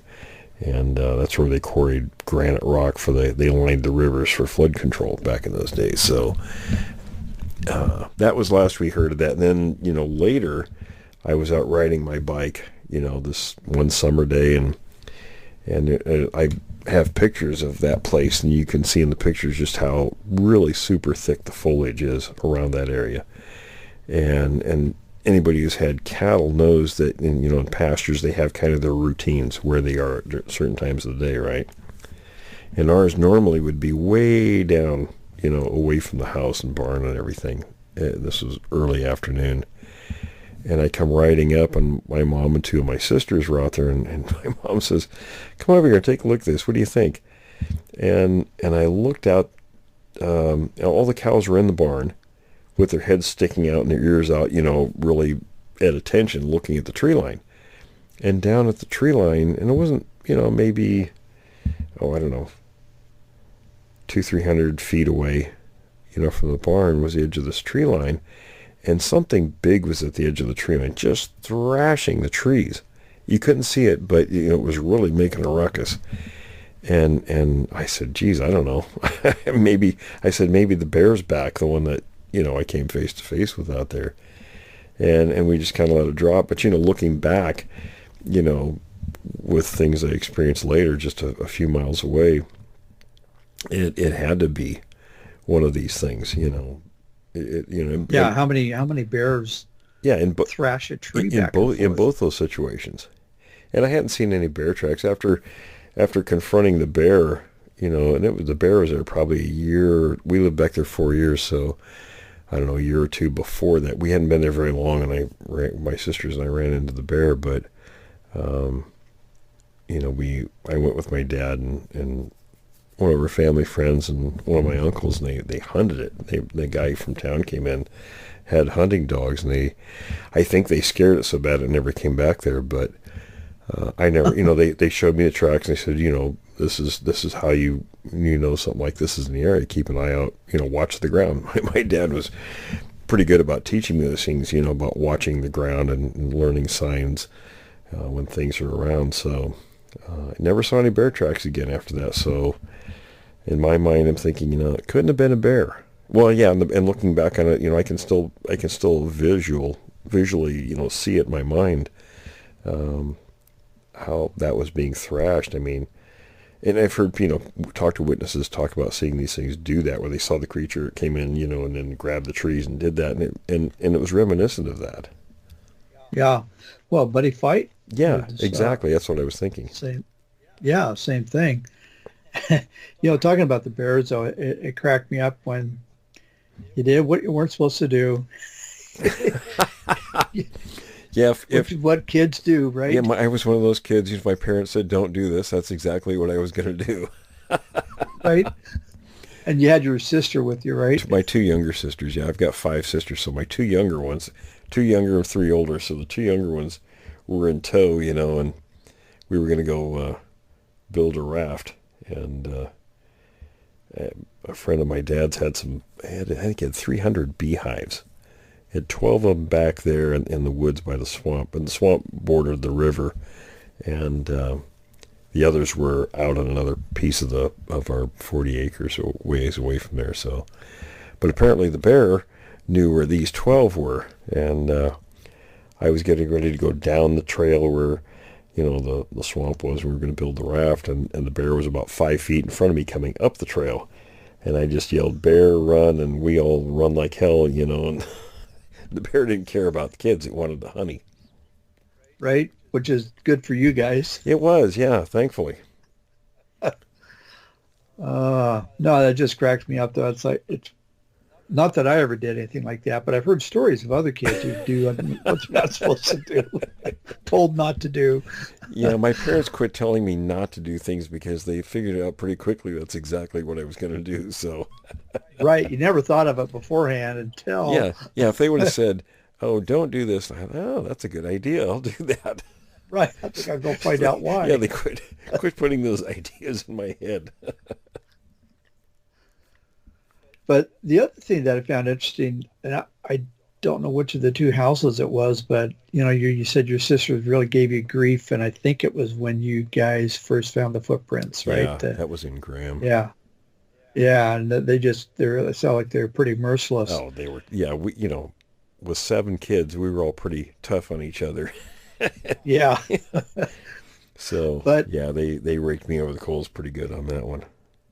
But one of them, years later. Oh, the one who was the worst about it. Yeah, she had her own sighting. Oh, I didn't know she was the worst. Okay, so that was. Oh, yes. So it worked out fine. we're actually pretty good friends, but back then it was, you're at each other all the time, and. Yep. And what was it? It was like 1980 or something when she was driving, or it what was the... It wasn't long after my mom passed away. It was in 81, and she was pregnant with her first child. So my brother-in-law went to hang out with the guys, or we're going to do, I don't know, watching a football game or something. So she didn't want to be home for that. So she went to visit one of her other sisters, and apparently, she was going to stay the night, I think, and then decided not to. So she was heading back, and she was driving through the area where we grew up, and it was under this street light. The place is called Thrift. There used to be just a store on a corner. It's gone, and there used to be a feed store across the street. That's also gone, and there's just a bunch of changes in that area. But back then there was not a whole lot of anything there, and this was only, maybe a half a mile from where I had my sighting. And she came driving down this hill, was going to make the left turn and head out to where they lived. And this thing was right on the shoulder of the road. And she went right by it, and it was kind of jumping up and down like it was really agitated. Oh, it wasn't just standing there. Oh, no, it was doing this, this behavior, and it really freaked her out. And it took her years. A long time to tell me what she saw. In fact, Wow. It still shakes her up quite a bit. Wow. I was going to have her write it out, because she won't talk about it. And she hasn't been able to actually sit down and write it out either. Just because it's traumatizing. Very traumatic, yeah. Yeah. Well, it's weird, it's something that's, like you said, it's outside of most people's frame of reference, and what do you do with that? I think she was afraid to tell me because it would have been an I told you so moment after the raking over the coals about the footprints. But, I wasn't going to do that because I know what people go through, having been through it myself, being in front of one of these things, or two of them actually. Well, I think about that when you first, and by the way, we got a question here for you, which is dovetails into all this. This is a question for Will and your first close encounter. When the second one came up from the right rear flank, how close did it get to you when it walked up to the one that was in front of you? It was probably less than 10 feet. It wasn't a long way. I always, for some reason, like 7 feet always kind of sticks in my mind. I don't know if it was 7 feet or not, but it was less than 10. And I'll tell you. And at what point did you realize it's another one? Because when it's behind you and it's making noise, are you wondering what's making noise, or did you just know it was? It didn't make noise for a long time. I heard some noise, like just the noise of it emerging through the brush there. Mm-hmm. And it was that quick. It just, and that's what caught my attention was just the noise of it coming out from behind the brush there. And then it took a couple of steps and it was by the other one. And by that time I didn't take a lot of time to process. This is okay, that's beyond the point. This is the oh crap moment. I'm out of here. I had already been traumatized by the first one. It was there. When the second one came, that was it. There was no more thinking. I'm out of here. That was all there was to it. And did you wonder if they're following you? Oh yeah, I was hoping like hell they weren't. I was thinking, shoot, they're going to be breathing down my neck any second. But they didn't. They didn't. And what gets me is if that was me, if I was in your shoes, and then you have to walk in the house and play it cool and not let your sisters know. Oh, I knew. Oh yeah, they'd have been all over me. And so you're freaked out, and then you just kind of walk in the house and act nonchalant, or what? Well, I've always been pretty good at being kind of cool under fire, so to speak. I'll work through a situation, and then when it's over and done, then I might let myself react emotionally about it. But when it's happening, and you saw me in the field. Oh yeah, that's the way I work.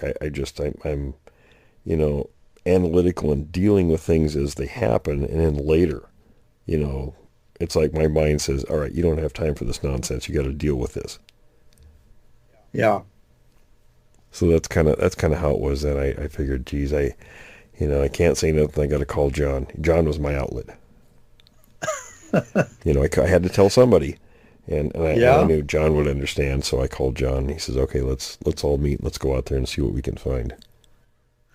And you know what? I can just imagine. I mean, it's like, you're a teenager. It's like, we got monsters in our woods. Yeah, we're that's what we thought. Check this out. That's what we thought. Yeah, well, when we found the footprints, we're like, real monsters out here? Holy cow, And John and I, and his brothers were out looking. Didn't see anything until I had that encounter. Yeah. And then the Clark Ranch was after that encounter, right? Yeah, right. Yeah, and that was another one of those holy cow moments. Oh yeah. Yeah, it definitely was. That was a night of underwear changing moments. Right? Now, was it after the Clark Ranch that you and your two buddies were walking down that pipeline access road? That was before. That was. Oh, okay. See, I had my first encounter. That was in the fall of '74. Dehinnon and Green came in the summer of '75. So, it was less than half, or roughly half a year after the sighting. Well, it was to say October, and then they were there probably July or August, the following July or August. And then right after they left, I'd say a week or two after they left, that's when John and I and his brother Jeff went out there and had that little fiasco. But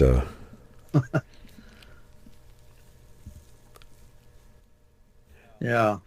No, I've often thought about that. I mean, it's like seeing some eyeballs, big eyeballs, about 8 feet up. They walk away and then they change their mind and come back. Well, we didn't expect really to see anything. I mean, we were looking, and I guess in the back of my mind, because those guys came down from Canada, and they were the big shots, and and when I was there with them in the camp, and now with DeHinden and Dennis Gates at night, walking the roads searching, I knew that these guys, they knew what they were doing, and and they were in these books and did all this stuff. I thought, crap, we're going to run right into these things out here. And thankfully that didn't happen. But, lo and behold, when they all left and we went out there they were, or at least one of them. Yeah. Well, it just cracked me up when you're like, oh, it's going away from us. And then it stopped. Oh, no, it's not. It stopped. Well, that's what freaked me out. We could hear it run really clearly, boom, boom, boom, boom, across from our right to our left, right, in the other tree line. And then it stopped. And I thought, oh, God, it's going to come back. and that's what I said, okay, let's go back to the car. Let's do it orderly. Don't run. We took 3 steps, broke into a panic. we got back to the car. And it's like if you've seen Poltergeist from, the early 80s, where they're in the car and they got the keys and they're freaking out. And that was John. John couldn't get the keys in the ignition. And I'm like, hurry up. He gets the car fired up. He throws it in gear, goes peeling out, and his brother's locked outside the car. We've totally ignored him. Oh, It'd be interesting is getting back to the kid on the bicycle that came up to your parents' house. Mm-hmm. I wonder where that guy is today and what he's doing, because he saw one of these things. Good question. So if you were a kid years ago and you had that experience, get a hold of us. Yeah, I mean, we had neighbors. Like I said, there were 2 other homes. There was an older lady, and I went to school with the grandson of the lady who lived there, and then there was a family that lived down, and they had I always remember because they had these big, like a blueberry farm, and I was contacted because I mentioned something about it, either in a blog or on one of these shows or a show, and so I got contacted by one of their relatives of that family, and I think it was somebody who actually grew up there. And they had never heard the rock quarry monster term. So I'm not sure where the kid got that, if he made it up. I have no idea. Well, it kind of makes sense. I mean, it was a monster and it was in the rock quarry. Well, what about the guy on the Columbia River, the kid that you talked to? It was a rock quarry. Where the thing came charging at him, did the bluff charge. Oh, no. Wasn't that a rock quarry? No, that was a logging landing. Oh, okay. Well, I thought it was I think it's just because the rock quarry was relatively close to that spot. I mean, there was a trail that went up the ridge above the family that had the blueberries. There was a ridge up there, and a big hilltop, and above that there was a rock quarry. So I think that's the only reason it was called that. But, I've gotten some really good sightings, from people in that area, since then, of course. But, so there was a lot going on around that area. And that's the town of Ording in Washington. So, there was a lot of stuff. A lot of people, it takes many years for people sometimes to come out with stories, to be willing to talk about them. So you still hear from people in that region. Things trickle. Who've had encounters. Things trickle in once in a while, yeah. Oh, okay. Or like my brother-in-law, he'll know people that I knew the names in high school, but I didn't know the people. We ran in different circles, so right. He'll say, "Oh yeah, you know who so and so is," and I said, "Yeah, I know who that is," and he said, "Oh yeah, they saw this thing on their property back when we were in school." But they won't talk about it. So I'll get stuff like that occasionally too. So really, you put all that stuff together, and it paints a much, much bigger picture of what's really going on. Oh yeah, absolutely. In that area, and you and I have talked about historic precedents. So these creatures may have a long, long history, and people just happen to move into their territory. Oh yeah, that's what happened. I mean, especially they come through that area and they go down to the South Hill area of Puyallup. That's where the Puyallup Screamer stuff was going on in the early 70s. And, of course, that area. And I didn't realize just how large that area was until they logged it all and put these huge tracts of houses in there now. But that was a really, really big area. So they had a lot of country in there to hang around in. Well, and that's the thing I want to say for folks that haven't been to Washington State is every time I've been up there, it's where you got I-5, right? Mm-hmm. And, Seattle and Tacoma and all that. But you get outside either side of I-5, and it doesn't take long at all, and you are just in absolute wilderness. And I can tell you, when I was a kid in the 60s that, a little kid, there were places like, and people from that area will know, Voight's Creek, and there's a salmon fish hatchery there. Well, I can't remember if it's up or downstream at the moment, but we used to go there occasionally. Voight's Creek would be just packed full of salmon. I mean, you talk about the old saying, people say, oh, it's so thick you could walk across them and not get your feet wet. Right. That used to be that thick with salmon. And, I mean, you could reach, it was not a very deep creek in that place, and you could have literally walked out there, maybe knee deep in the water and grab salmon if you wanted to. Of course, these things know. So there was a heck of a food supply everywhere, lots of food, lots of different kinds of food. Right. Dairies in the area, there was all kinds of stuff there. Yeah, well, and fish is a great nutrient source. Sure it is. I mean, it's packed with nutrients. Well, we're getting low on time. Tom, did you have any more questions, or should we wrap up this segment and move on to the next one? I think we're ready to wrap it up. I want to thank everybody for your excellent questions. And again, if you like the program, just click the subscribe button and give us a like. And then if you really want to subscribe us, you can also support us. You can also go to Patreon/Creek Devil and become a Patreon. Yeah, we wandered around a little bit there, but that's something we do sometimes with this segment. All right, folks. Yes, absolutely. In fact, I'm working on a current project. I won't say what it is right now, but I need all the questions about Bigfoot you can possibly come up with. And if you'd send those to me, I'd really appreciate that. You can send it either to the website, to Tom, or myself at williamjevning at yahoo.com or wjevning at gmail.com if you want to send them directly to me. But I can use all the questions you can get to me. So having said that, folks, we're going to take a short break and stay tuned for the next segment.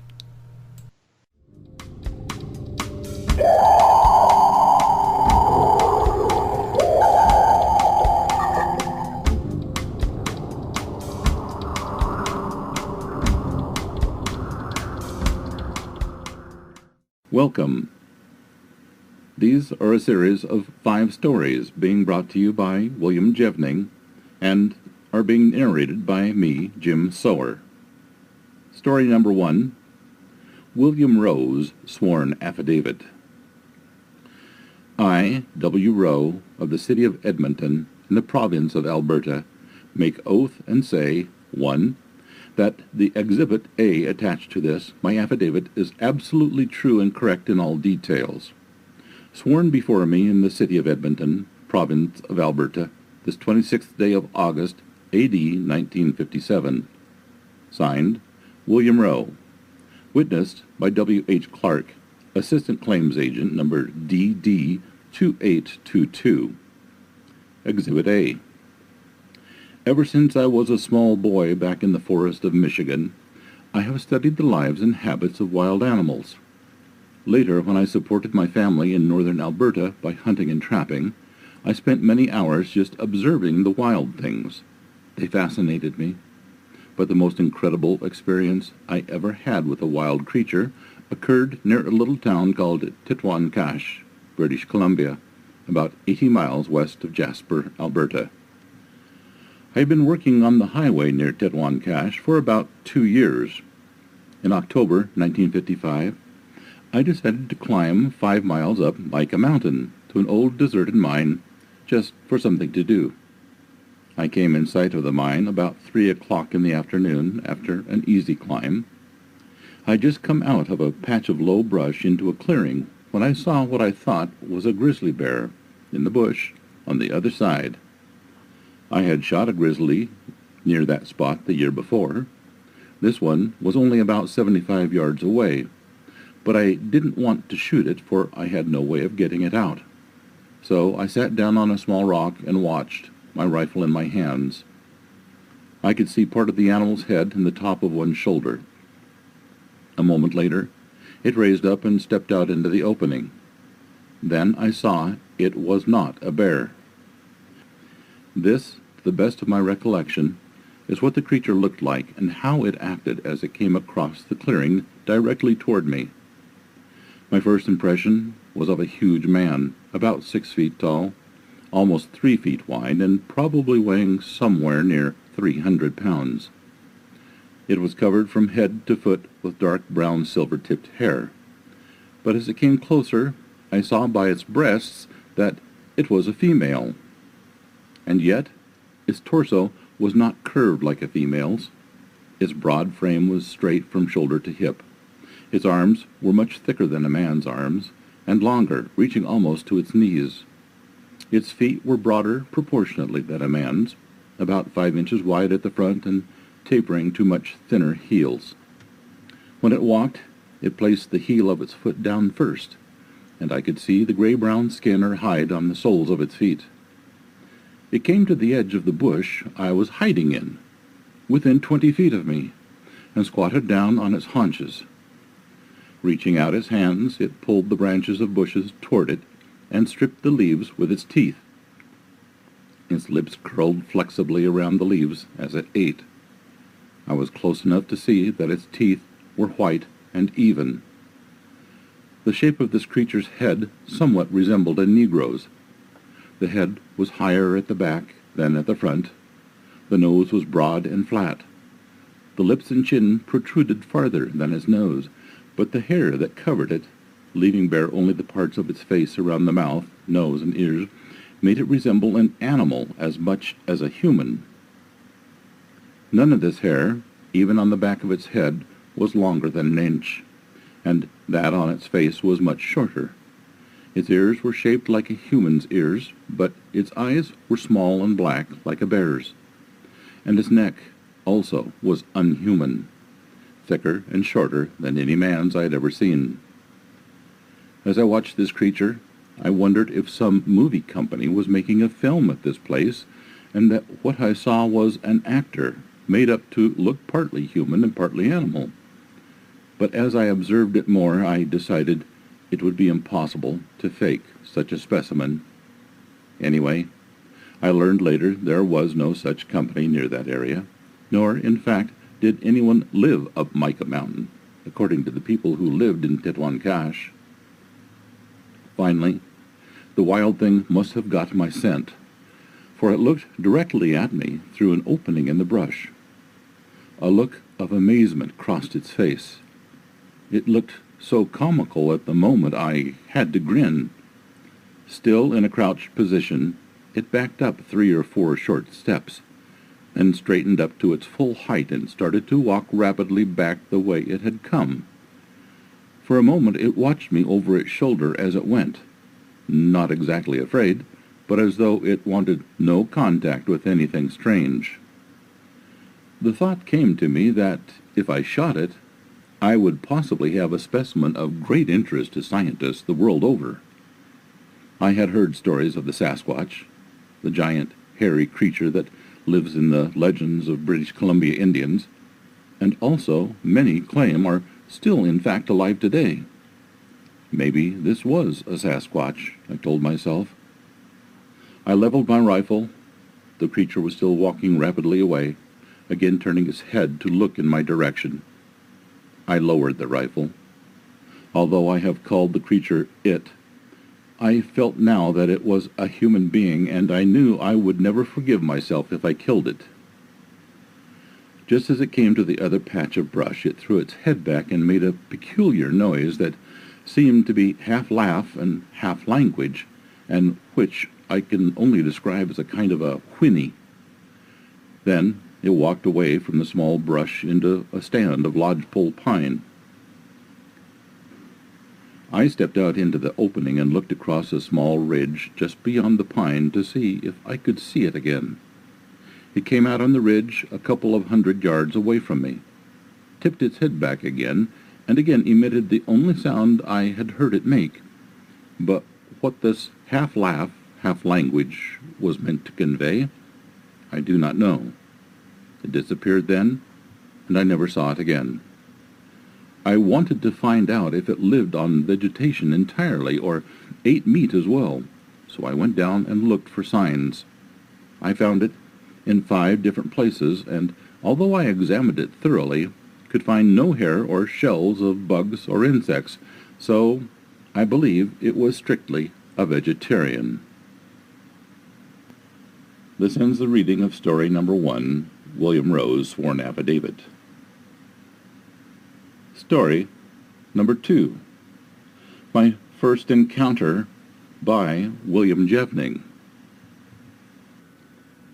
My first incident with a creature I could not explain was in summer of 1966. Our family traveled south down the Oregon coast. We crossed over into California, and Dad drove down past Crescent City. We drove back inland toward I-5. There were 5 of us in the car: Dad, Mom, my older brother, who was 16, myself, then 15, and my younger brother, who was 13. We spent the night in Dunsmuir, California. The place we stayed in had small cabins and was west of I-5. I do not know the name of the place. There were several cabins, maybe 10 to 12 of them, and a caregiver operator's home. The people working there were a couple in their late 40s. They had 3 large dogs that were shepherd mix. The dogs were very friendly, as my brothers and I played with them, throwing a tennis ball. It got dark early due to the thick forest and trees in the area. About 2 a.m. I awoke to the sounds of dogs whining. The dogs were chained up at the house of the caretakers. A mercury vapor lamp was lighting up the area between the house and our cabin. I believe the distance to be about 60 yards. I could see the dogs by the porch area of the house. They were whimpering and huddled together. I could see they were afraid and looking out near an outbuilding or garage. I looked towards where they were looking and saw in the street area a huge hair-covered creature walking. It was at least 8 feet tall and had long arms. It was just strolling on the small street, then into the woods. I was stunned. I did not know what it was, and I went back to bed, but did not sleep the rest of the night. Next morning the caretaker said something spooked his dogs, as they refused to leave the house after he fed them in the morning. I knew nothing of Bigfoot, and did not want to say anything about what I had seen. The next year, my parents bought property in Ashford in Echo Valley. We spent lots of time up there. Dad had a small 16-foot trailer, and the kids slept in a large tent. We saw elk and deer walk through our property all the time. We would also see them in the meadow area, where there were several apple trees. The elk would pick them off the tree, and the deer seemed to feed off whatever dropped from the tree. In the late 70s, we heard weird howling from across the Nisqually River. One night, we heard a very loud scream from down by the river. It sounded like a high-pitched woman's scream. Next morning, several people in the place commented about the screams. I, by then, had heard of Bigfoot, and I believed that it was what I saw in California. I was down at the river once collecting rocks to circle the fire pit, and I heard grunting from across the river. I left right away, not bothering to take the rocks. In about 1982, a large group of our friends were camping on the property in an old army tent. My younger brother was sleeping next to the tent sidewall. His girlfriend was next to him, and several others were in the tent. He was startled awake when a large, hairy hand reached under the sidewall and grabbed his arm. He yelled, and everyone was awakened. He was so shook up, he armed himself, built up the fire, and locked himself in his truck. He was in his late 20s at the time and was out of the Army. After that, I only went there on day trips and never camped there again. I know that there are Bigfoot creatures. I have heard them, seen them, smelled them. I don't hunt or fish or go on my own up in the area unless I am armed. Talk to the people in Echo Valley and ask them what they have seen or heard. This ends story number 2, My First Encounter by William Jevning. Story number 3, Introducing British Columbia's Hairy Giants by J.W. Burns. The name Sasquatch was coined in the 1920s by J.W. Burns, though what is believed to be a mispronunciation of an Indian word, and for the most part is used primarily to describe our Canadian cryptid. Many indigenous peoples have varying terms for the wild ones and the forest fathers, but it was through J.W. Burns's writings and articles about the creature that this particular name has become known worldwide. The name Bigfoot first appeared in the October 5, 1958 copy of the Humboldt Times as a headline to an article written by the paper's editor, Andrew Genzoli, on a local man named Jerry Crew, who had shown up at the paper's office with a plaster cast of a footprint found in Bluff Creek Valley. British Columbian stories about encounters and footprints have been recorded by Indians and settlers alike going back over 100 years. But an oral history of Sasquatch encounters by British Columbia Indians goes back much further. J.W. Burns spent many years as a teacher on the Chehalis Indian Reserve beside the Harrison River, about 60 miles east of Vancouver, British Columbia. He wrote numerous articles and stories, which were published in the Vancouver newspapers of the day. He was keen to write about the encounters which local Indians were stated to have had with the hairy giants, including an article in a major national magazine in 1929, Maclean's Magazine, April 1st issue. While those stories certainly did not convince non-Indian society that such creatures actually existed, they did make Sasquatch a household name, so much so that they even named a local inn after the creature. A collection of strange tales about British Columbia's wild men as told by those who say they have seen them are the vast mountain solitudes of British Columbia, of which but very few have been so far explored, populated by a hairy race of giant men, ape-like men. Reports from time to time covering a period of many years have come from the hinterlands of the province that hairy giants have been occasionally seen by Indian and white trappers in the mountain vastness, far from the pathway of civilization. These reports, however, were always vague and indefinite, for the reason that no person could be found, or at least nobody came forward with the information that they had obtained a close-up view of these strange creatures. Persistent rumors led this writer to make diligent inquiries among old Indians. The question relating to the subject was always, or nearly always, evaded with the trite excuse, "The white man don't believe. He make joke of the Indian." But after 3 years of plodding, I have come into possession of information more definite and authentic than has come to light in any previous time. Disregarding rumor and hearsay, I have prevailed upon men who claim they had actual contact with these hairy giants to tell what they know about them. Their story is set down here in good faith. Peter Williams lives on the Chehalis River. I believe that he is a reliable as well as an intelligent Indian. He gave me the following thrilling account of his experience with these people. Peter's encounter with the giant. One evening in the month of May, 20 years ago, he said, I was walking along the foot of the mountain about a mile from the Chehalis Reserve. I thought I heard a noise, something like a grunt nearby. Looking in the direction in which it came, I was startled to see what I took at first sight to be a huge bear crouched upon a boulder 20 or 30 feet away. I raised my rifle to shoot it, but as I did, the creature stood up and let out a piercing yell. It was a man, a giant no less than 6 1/2 feet in height and covered with hair. He was in rage and jumped from the boulder to the ground. I fled, but not before I felt his breath upon my cheek.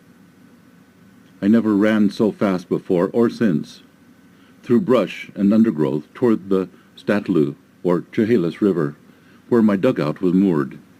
From time to time, I looked back over my shoulder.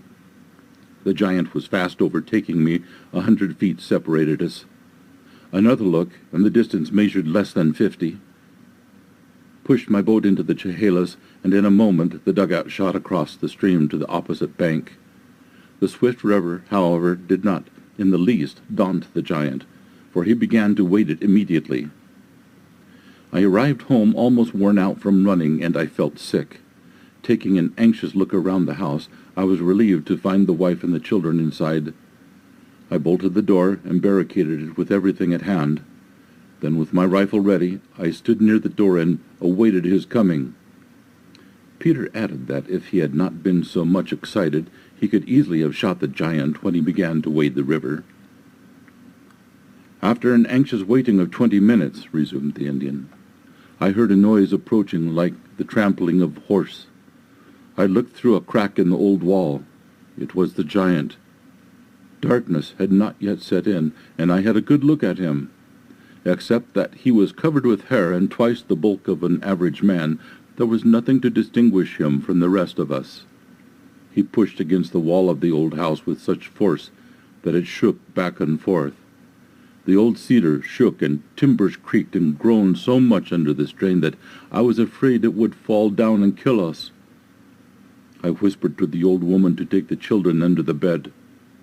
Peter pointed out what remained of the old house in which he lived at the time, explaining that the giant treated it so roughly that it had to be abandoned the following winter.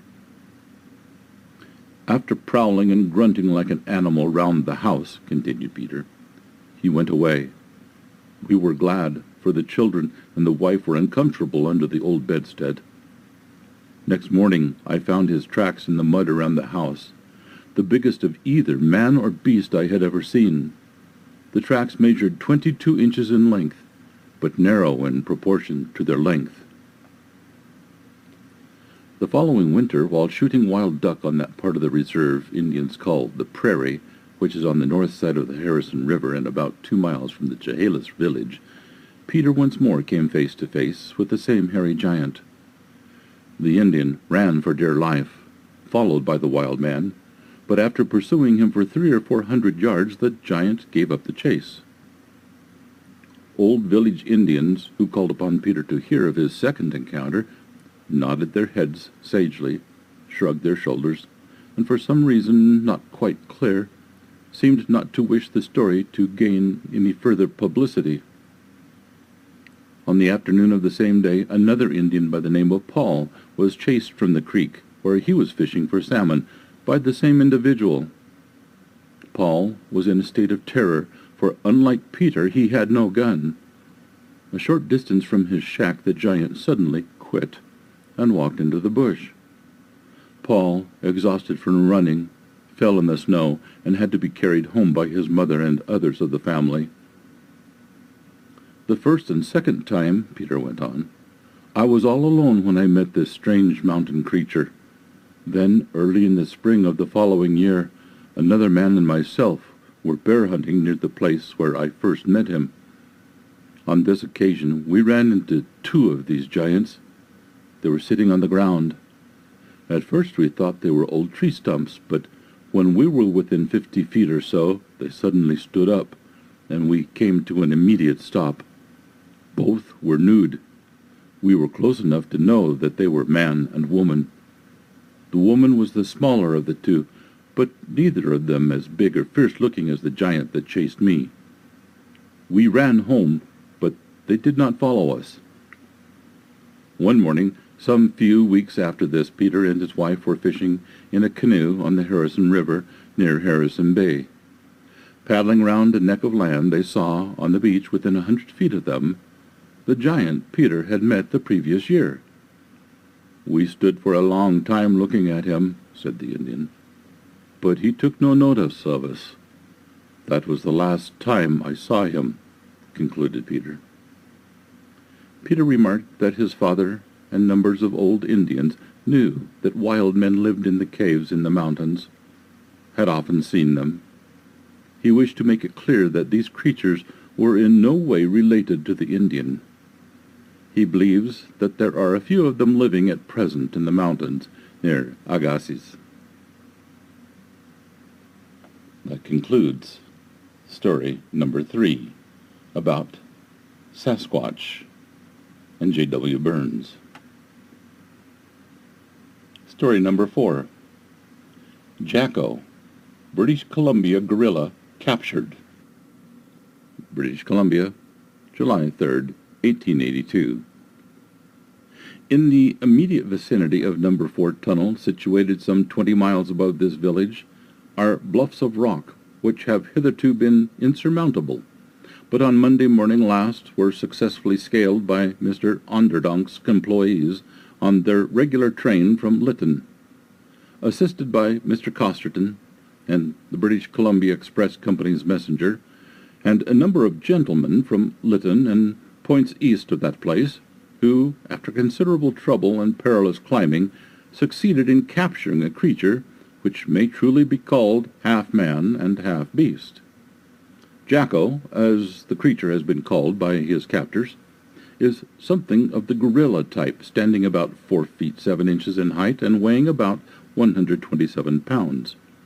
He has long, black, strong hair and resembles a human being with one exception. His entire body, except his hands or paws and feet, are covered with glossy hair about 1 inch long. His forearm is much longer than a man's, and he possesses extraordinary strength, as he will take hold of a stick and break it by wrenching it or twisting it, which no man living could break in the same way. Since his capture, he is very reticent, only occasionally uttering a noise, which is a half bark and half growl. He is, however, becoming more attached to his keeper, Mr. George Tilbury, of this place, who proposes shortly starting for London, England, to exhibit him. His favorite food so far is berries, and he drinks fresh milk with evident relish. By advice of Dr. Hannington, raw meats have been withheld from Jacko as to make him savage. The mode of capture was as follows. Ned Austin, the engineer, on coming in sight of the bluff at the eastern end of No. 4 Tunnel, saw what he supposed to be a man lying asleep in the close proximity to the track, and, as thought, blew the signal to apply the brakes. The brakes were instantly applied, and in a few seconds the train was brought to a standstill. At this moment the supposed man sprang up, and uttering a sharp, quick bark, began to climb the steep bluff. Conductor R.J. Craig and express manager Costerton, followed by the baggage men and brakemen, jumped from the train, and, knowing they were some 20 minutes ahead of time, immediately gave chase. After 5 minutes of perilous climbing, the then supposed demented Indian was corralled on the projecting shelf of rock, where he could neither ascend nor descend. The query was how to capture him alive, which was quickly decided by Mr. Craig, who crawled on his hands and knees until he was about 40 feet above the creature. Taking a small piece of loose rock, he let it fall, and it had the desired effect of rendering the poor Jacko of resistance for a time at least. The bell rope was then brought up, and Jacko was now lowered to terra firma. After firmly binding him and placing him in the baggage car, off brakes was sounded, and the train started for Yale. At the station, a large crowd who had heard of the capture by telephone from Spuzzum Flat were assembled, each one anxious to have the first look at the monstrosity. But they were disappointed, as Jacko had been taken off at the machine shops and placed in charge of his present keeper. The question naturally arises, how came the creature where it was first seen by Mr. Austin? From bruises about its head and body, and apparently soreness since its capture, it is supposed that Jacko ventured too near the edge of the bluff, slipped and fell, and lay where found until the sound of the rushing train aroused him. Mr. Thos, White, and Mr. Gowan, C.E., as well as Mr. Major, who kept a small store about a half-mile west of the tunnel during the past 2 years, have mentioned having seen a curious creature at different points between camps 13 and 17, but no attention was paid to their remarks as people came to the conclusion that they had either seen a bear or stray Indian dog. Who can unravel the mystery that now surrounds Jacko? Does he belong to a species hitherto unknown in this part of the continent? Or is he really what the trainmen first thought he was, a crazy Indian? No one ever positively determined the eventual fate of Jacko. However, it is believed that during the voyage to England the creature died and its corpse was disposed of overboard, which would have been a standard practice during that time period. No one knew for certain. And that ends the reading of Jacko, British Columbia gorilla captured. Story number 5 comes to us directly from Will Jevning. It is his interview of Al Hodgson in 2005. There has been little mention of Al Hodgson, the man who would play a pivotal role in the events surrounding Bluff Creek. He became one of the prominent investigators who eventually made history in that region during the 1960s. But only those who have taken a serious look at the history of the Sasquatch issue will be familiar with the role and importance of Hodgson. I recently traveled to Willow Creek, and Al consented to give me an interview. In my opinion, he should be included in any discussion of the events that have become historic with regard to the issue of the Sasquatch as a whole. Al Hodgson is a humble individual who doesn't consider himself to be important to the issue. He is extremely friendly and a pleasure to talk to.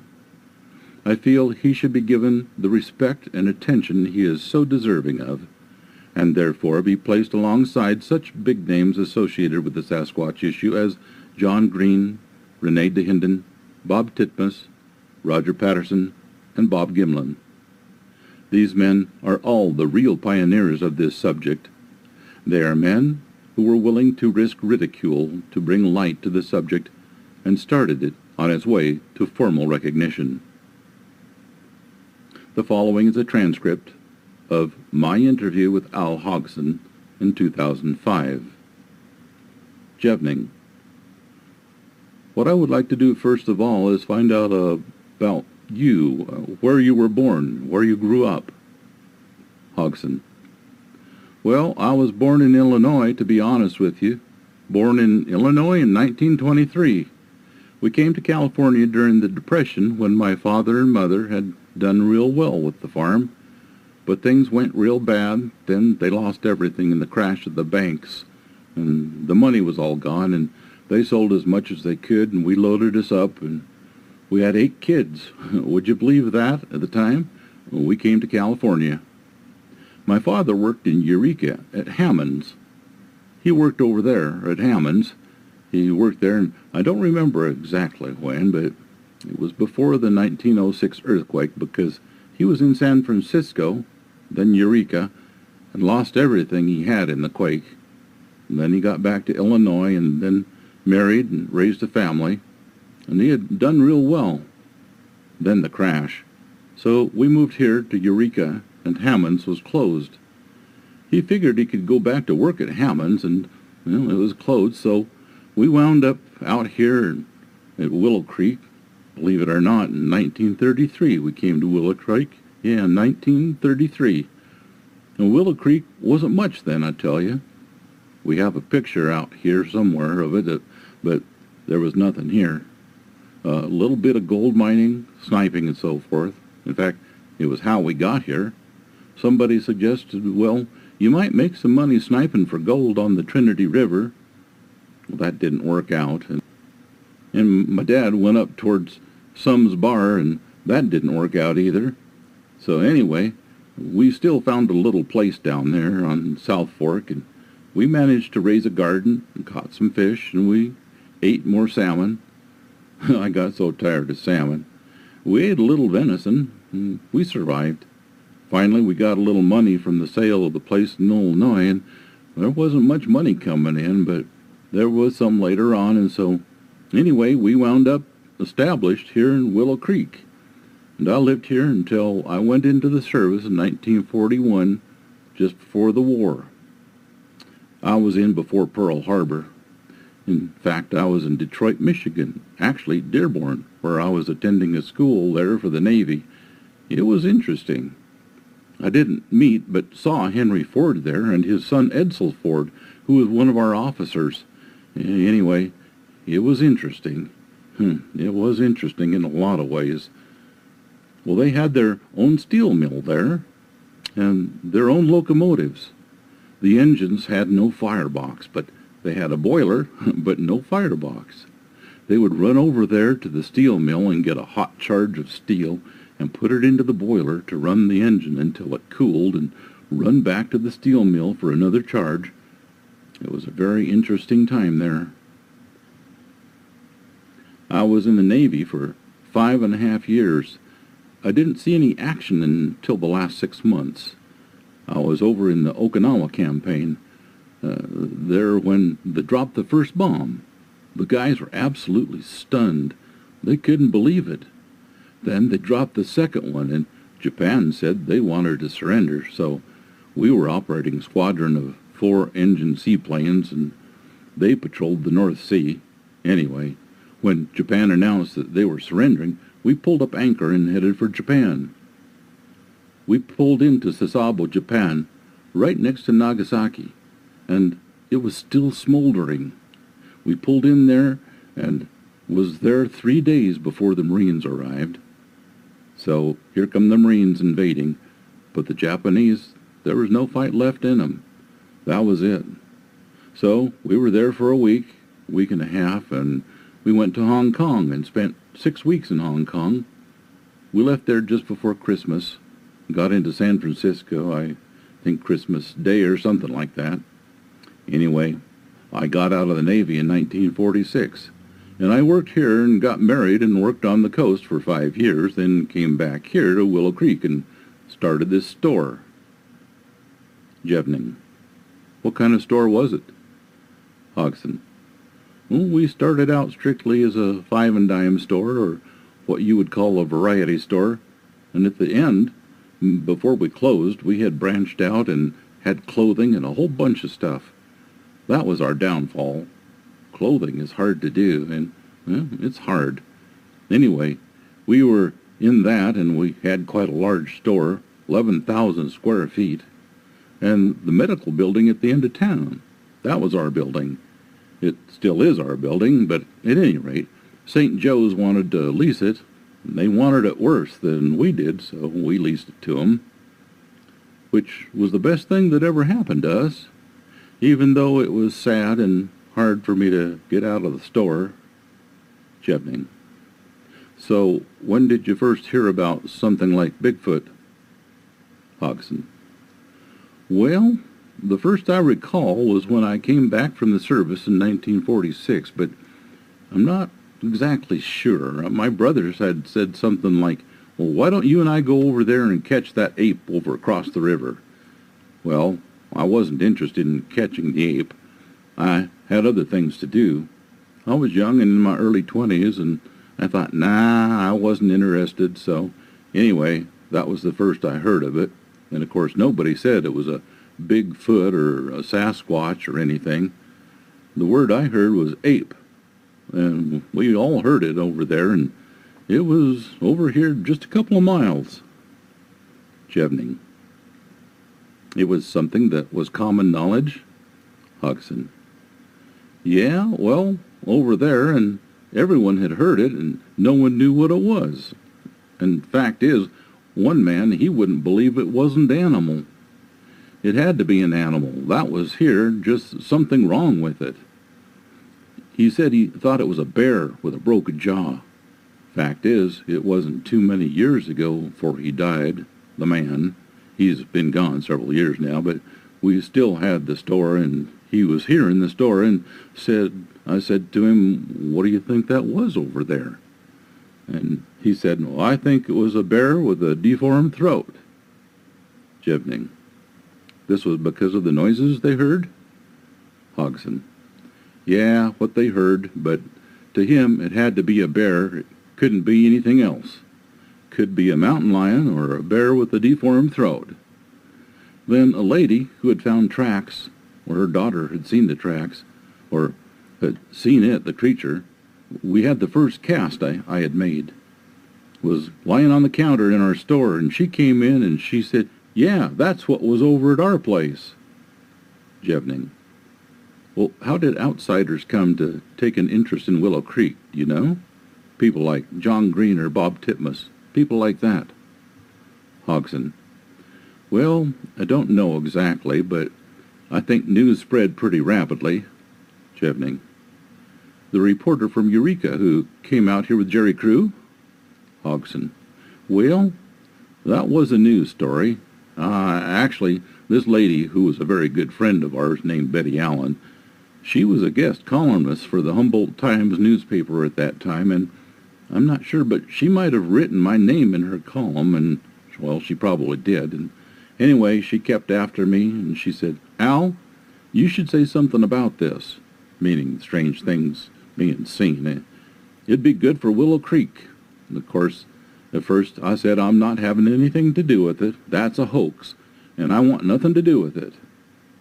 The fact is, they tried to sell me a copy of the first Titmus cast.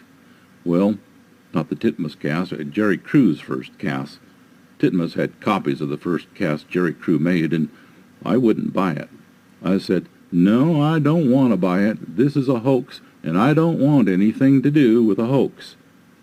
When she, Betty Allen, finally got me interested, I said, okay, I'll take you up. So my boys were small, and my wife, and we all got into the station wagon. We took her and this other guy, and we all went up there. Jevning. Now, is that up in the Bluff Creek area where they were building the roads? Hodgson. Yeah, we went up to the Louse camp. That's where we stopped, and then went on up from there. Jevning. What time period would that have been? Hodgson. Oh, that would have been 1963. That's when she, Betty Allen, talked me into going up, and then she said, Al, why don't you go down to the creek? Well, I still wasn't too impressed with the tracks. On the road, they had covered them up with bark, and, well, we uncovered them, and sure enough, there were tracks there. And I understand that because the logging trucks were going by all the time, and they had filled them up with dust. Otherwise, there wouldn't have been any good tracks at all. In fact, the rest of the tracks were wiped out from that very thing. But anyway, we made casts of those tracks, and then she suggested, Al, why don't you go down to the creek and see if there's anything there? And I did, and sure did find tracks there. My wife to this day says that maybe somebody made them for me. Well, by golly, you don't know for sure. So anyway, that hooked me. I made a lot of trips up there, and I don't know other than the fact that through her call, I don't know if she wrote about me, but I think she did. And so word spread. Jevning. So when anyone came into town, you were the guy to see? Hodgson. Yeah, that's right. So about the same time, Roger Patterson stopped at the store to see me, and John Green about the same time. I don't remember seeing Renee DeHinden except when he was with John Green. I can't remember seeing Titmus unless it was with John Green either, but I don't remember. It's been so long, I just don't remember. I didn't keep track of things like that. Jevning. Now, did the loggers or road builders ever stop at the store and tell you things they had seen? Hodgson. Well, most generally not. You know, what the reason was is, in fact, some of them told me afterward, after the fact, hey, we saw tracks, but we didn't want all those people up there in our way. We're trying to make a living. Fact is, a lot of them simply hampered their operations. When a bunch of guys went up there with cameras and expecting to get the news media and everything else up there, and well, that's what happened. A lot of people came into the store, and I'd shake my head, and I came in and find that some of them had driven in from Los Angeles and expected to catch him. Bigfoot, over the weekend. And that's exactly what they told me. I just thought, come on, you guys, you're crazy.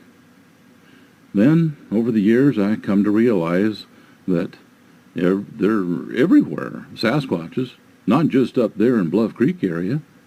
Well, I told John Green once that that's a mecca out there for Bigfoot hunters. Anyway, that's kind of how I got into all this. I still don't consider myself anything. I may never have, but that's okay. Jevning. When Roger Patterson and Bob Gimlin got the film, they came to see you, is that correct? Hodgson. Well, yeah. What happened was, John Green had called me on a Thursday, I think, and said, Al, would you meet me at my chartered plane at Orleans? Then there was an airstrip there in those days, and not anymore, and that's a good thing because it was so bad that someone would eventually get killed there. Anyway, he had chartered a plane, and he had someone with a tracking dog that was coming. They wanted to go up there where the tracks had recently been found. And I said, sure, I'll meet you, John. So my wife said she would watch the store. My older son and I took the station wagon and went to Orleans and waited for the plane to come in. When it set down, John and the dog handler, well, I'm not sure who was with them, but I think it was DeHinden. Jevning. Was this before Roger Patterson got the film? Hodgson. That's correct. So we went up there. We got into the station wagon. Mike, my son, and I was driving. Mike was in the back seat with the dog handler. John was in the front seat, and DeHinden was in the back with the dog. The dog handler said that dog is going to follow it. And when he got there, very quickly he said, it's going to take care of that dog, and I'm next, referring to what made the tracks. That's exactly what he said. Jevning. He was afraid the creature was going to get them? Hodgson. That's right. And so I didn't think too much about it. Anyway, we stopped there at a little store at Bluff Creek to get some things to eat. Well, they hadn't brought anything. We stopped and got some stuff. John told me that I had loaned him $100, and I don't remember it, but I took his word for it. He says I loaned him $100. He didn't have time to convert his Canadian money into U.S. dollars, so anyway, they bought some things to take up that night to the campground. We came back out of the store, and that dog handler just had a fit. Here was Mike with his arm around that dog's neck. The handler said, that dog's a killer. He couldn't believe it. You know, kids and dogs. But, well, he just couldn't believe it. Anyway, we got up there just before dark, and there were tracks. I only saw 2 sets of tracks. Originally, there was 3, but I never saw the third one. But I did see 2 sets, 2 different sizes. So anyway, I had promised Roger Patterson that I'd let him know if tracks showed up. Jevning. He'd asked you previously to do this? Hodgson. Yeah, that's right. He had asked me previously if I'd call him, and I said, sure, I will. Well, I had no idea how well he and John got along or anything. I had no idea, so I didn't call until John left. When John and the other guys had left, I called Roger, and I told him what I did. I said, I'm sorry, I'm concerned how you guys get along. He said, well, I think I'll come down anyhow. I said, well, they are probably clear out of the country by now. I expected there were only one or two, but I don't know. They're probably gone. And he said, well, I've been wanting to come down anyhow. I think I'll come down. And that's the last I heard from him until the day he took the film, and he stopped in from the store and told me. Al, he says, I got a picture of the son of a buck. Anyway, that's what happened there, and since then, long after that, only a couple years ago, I found out who found the tracks in the first place. I know the guy, and hesitate to reveal his name because I'm not quite sure if he would want it known. He's an Indian fella, and believe it or not, it's taken me a long time to talk to some of these people who were involved in some of these things. I'm not concerned about talking to them. I've talked to them about other things, but not about this. Hesitant about doing something to stop the trust, between us, so I don't do that, reveal identities for that reason. I do know him, nice guy, and he said, Al, he told me, you know where those tracks were? He said, way up there on the ridge, way back, and he said that, well, I was the last guy out. Jevning, was he part of the logging crew up there? Hobson, yeah, he was running it. He run that show up there. He wasn't the owner, but he run it, and he said that I was the last guy that night, and I was the first one in the morning. There had been just a little shower of rain, and he said you could tell these are fresh tracks, and they went down this road, and said that if anyone came in to fake the tracks, well, they would have had to come clear from Pequan up over the bridge, which is a long way through there.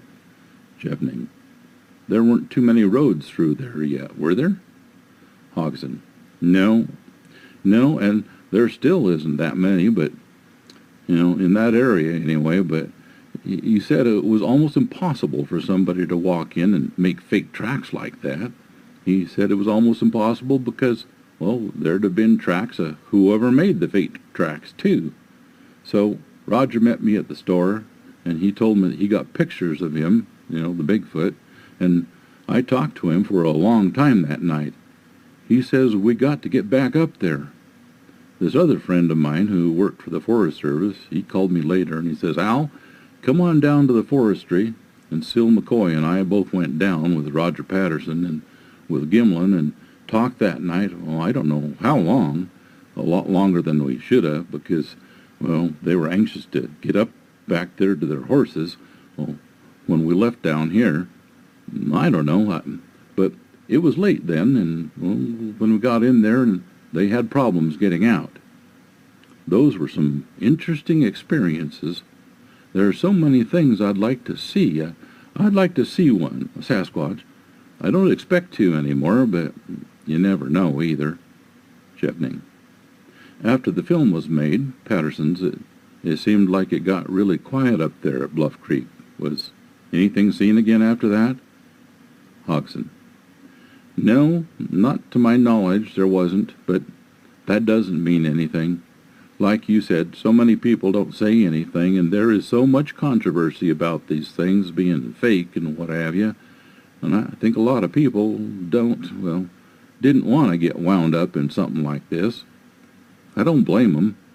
I'd see it the same way. In fact, I know people right today that don't want to because they say, well, I don't want to get in this. I don't want to get in this thing here. They may tell me, but so many of them don't want to tell me because they're afraid, and like this National Geographic film crew who was here about a year ago. That just made me sick because some of the people that told me they didn't want to come up front, anyway, to talk about their experiences, but then they didn't like the way they were portrayed in this manner. Jevning, I'm not familiar with this. Hodgson, you're not? Jevning, National Geographic did a film on this, the Sasquatch? Hodgson, yes, oh yes, a year ago. And I busted my butt to get people for them that had seen a Sasquatch. I had about a half dozen people that came forward, but you know something? They had to portray Ray Wallace, and some of these people and make them look like a bunch of fools. Jevning, You knew Ray Wallace? Hodgson. Oh, yeah, I knew him. Jevning. He used to run a logging crew up there at Bluff Creek, didn't he? Hodgson. Well, he was quite a whale. I mean, as far as, he contracted and did a lot of contracting and road building, and, well, this wasn't the only place. In fact, it's one of the guys that was up there, one of the guys that knew him very well. Fact is, he told me that Ray actually practically raised him. He was an orphan, and Ray gave him a job and took care of him. And he says, I don't think Ray did all this crap they say that he did. Jevning. All the fake stuff? Hodgson. Yeah, now he and I both agree that Ray was great for a joke, but he wasn't the guy to fake all this stuff and try to make it look real. Jevning. I see. Hodgson.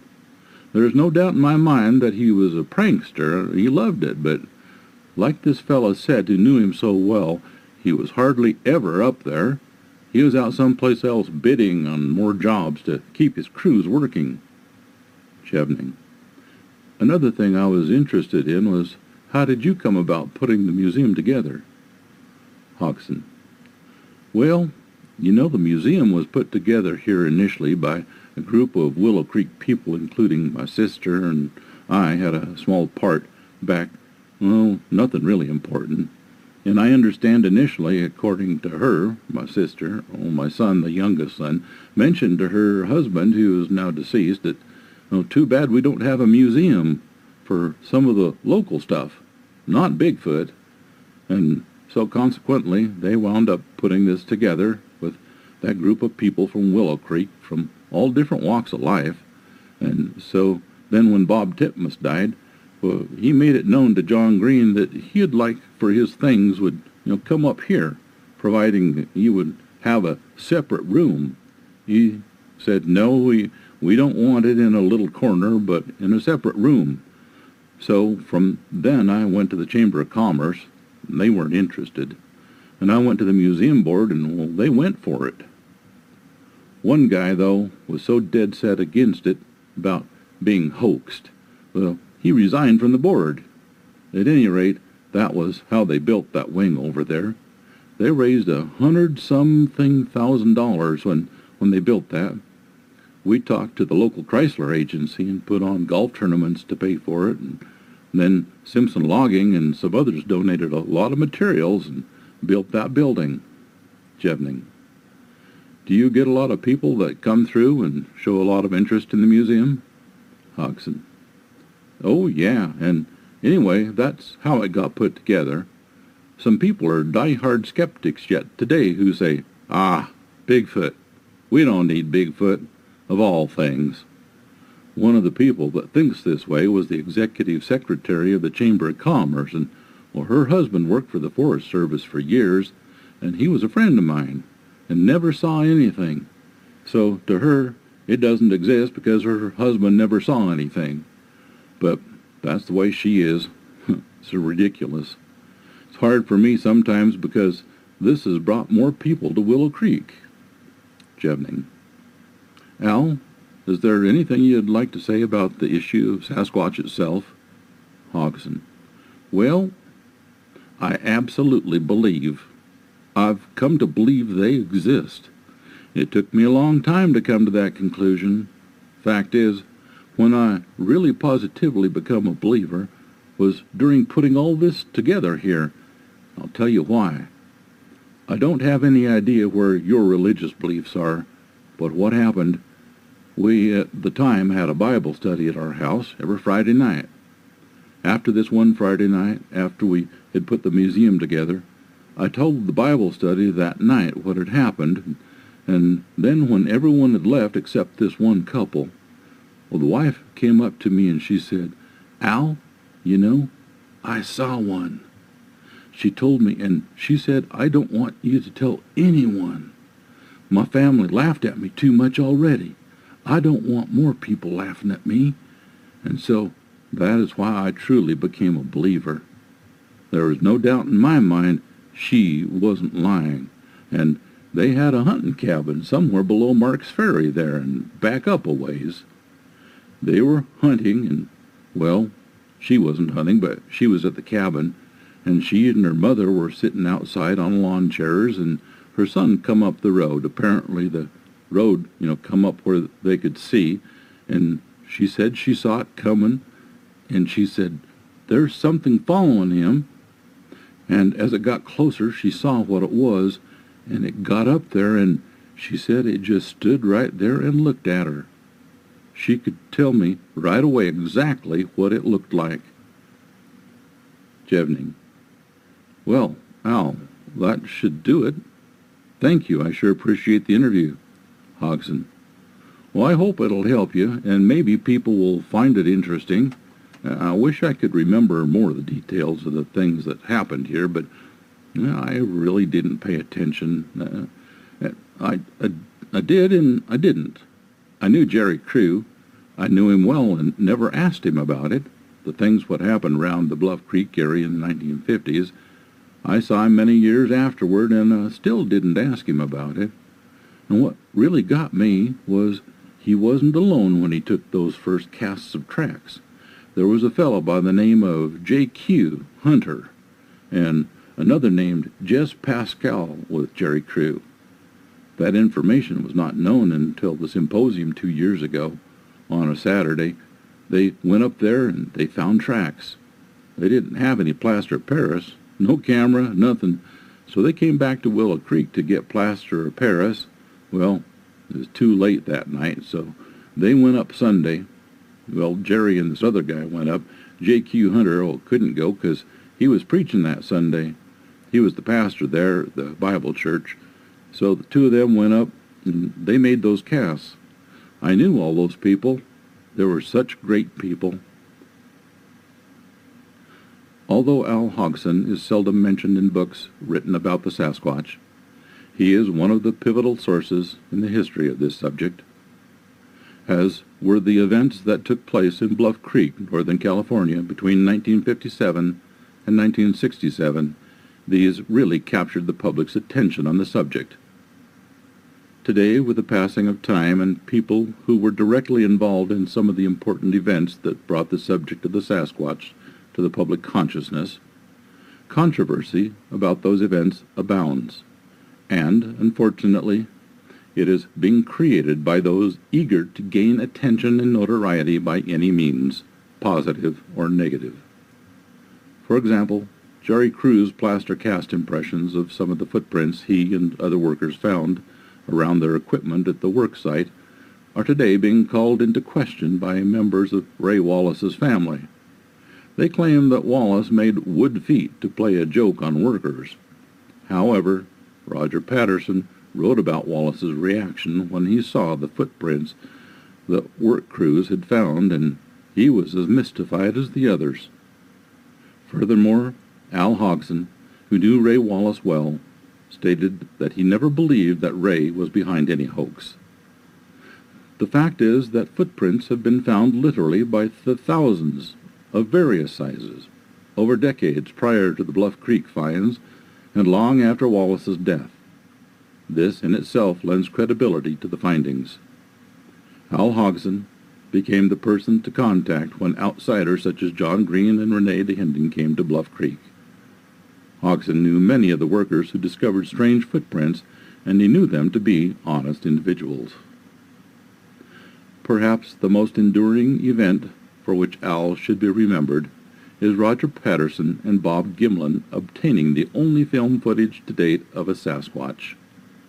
Al said that Patterson had asked him to notify him if tracks showed up. So after the trip Green and DeHinden made in September 1967 with the tracking dog, where footprints were found, Al did just that. And the rest is history. This ends the reading of the 5 stories. Thank you for listening. Thanks for listening to this episode of Creek Devil. If you or anyone you know has had an encounter with these creatures, please contact us at williamjevning@yahoo.com. That's William, Jevning, @yahoo.com. All communication is confidential. Join us for another program next week. And until then, eyes open out there.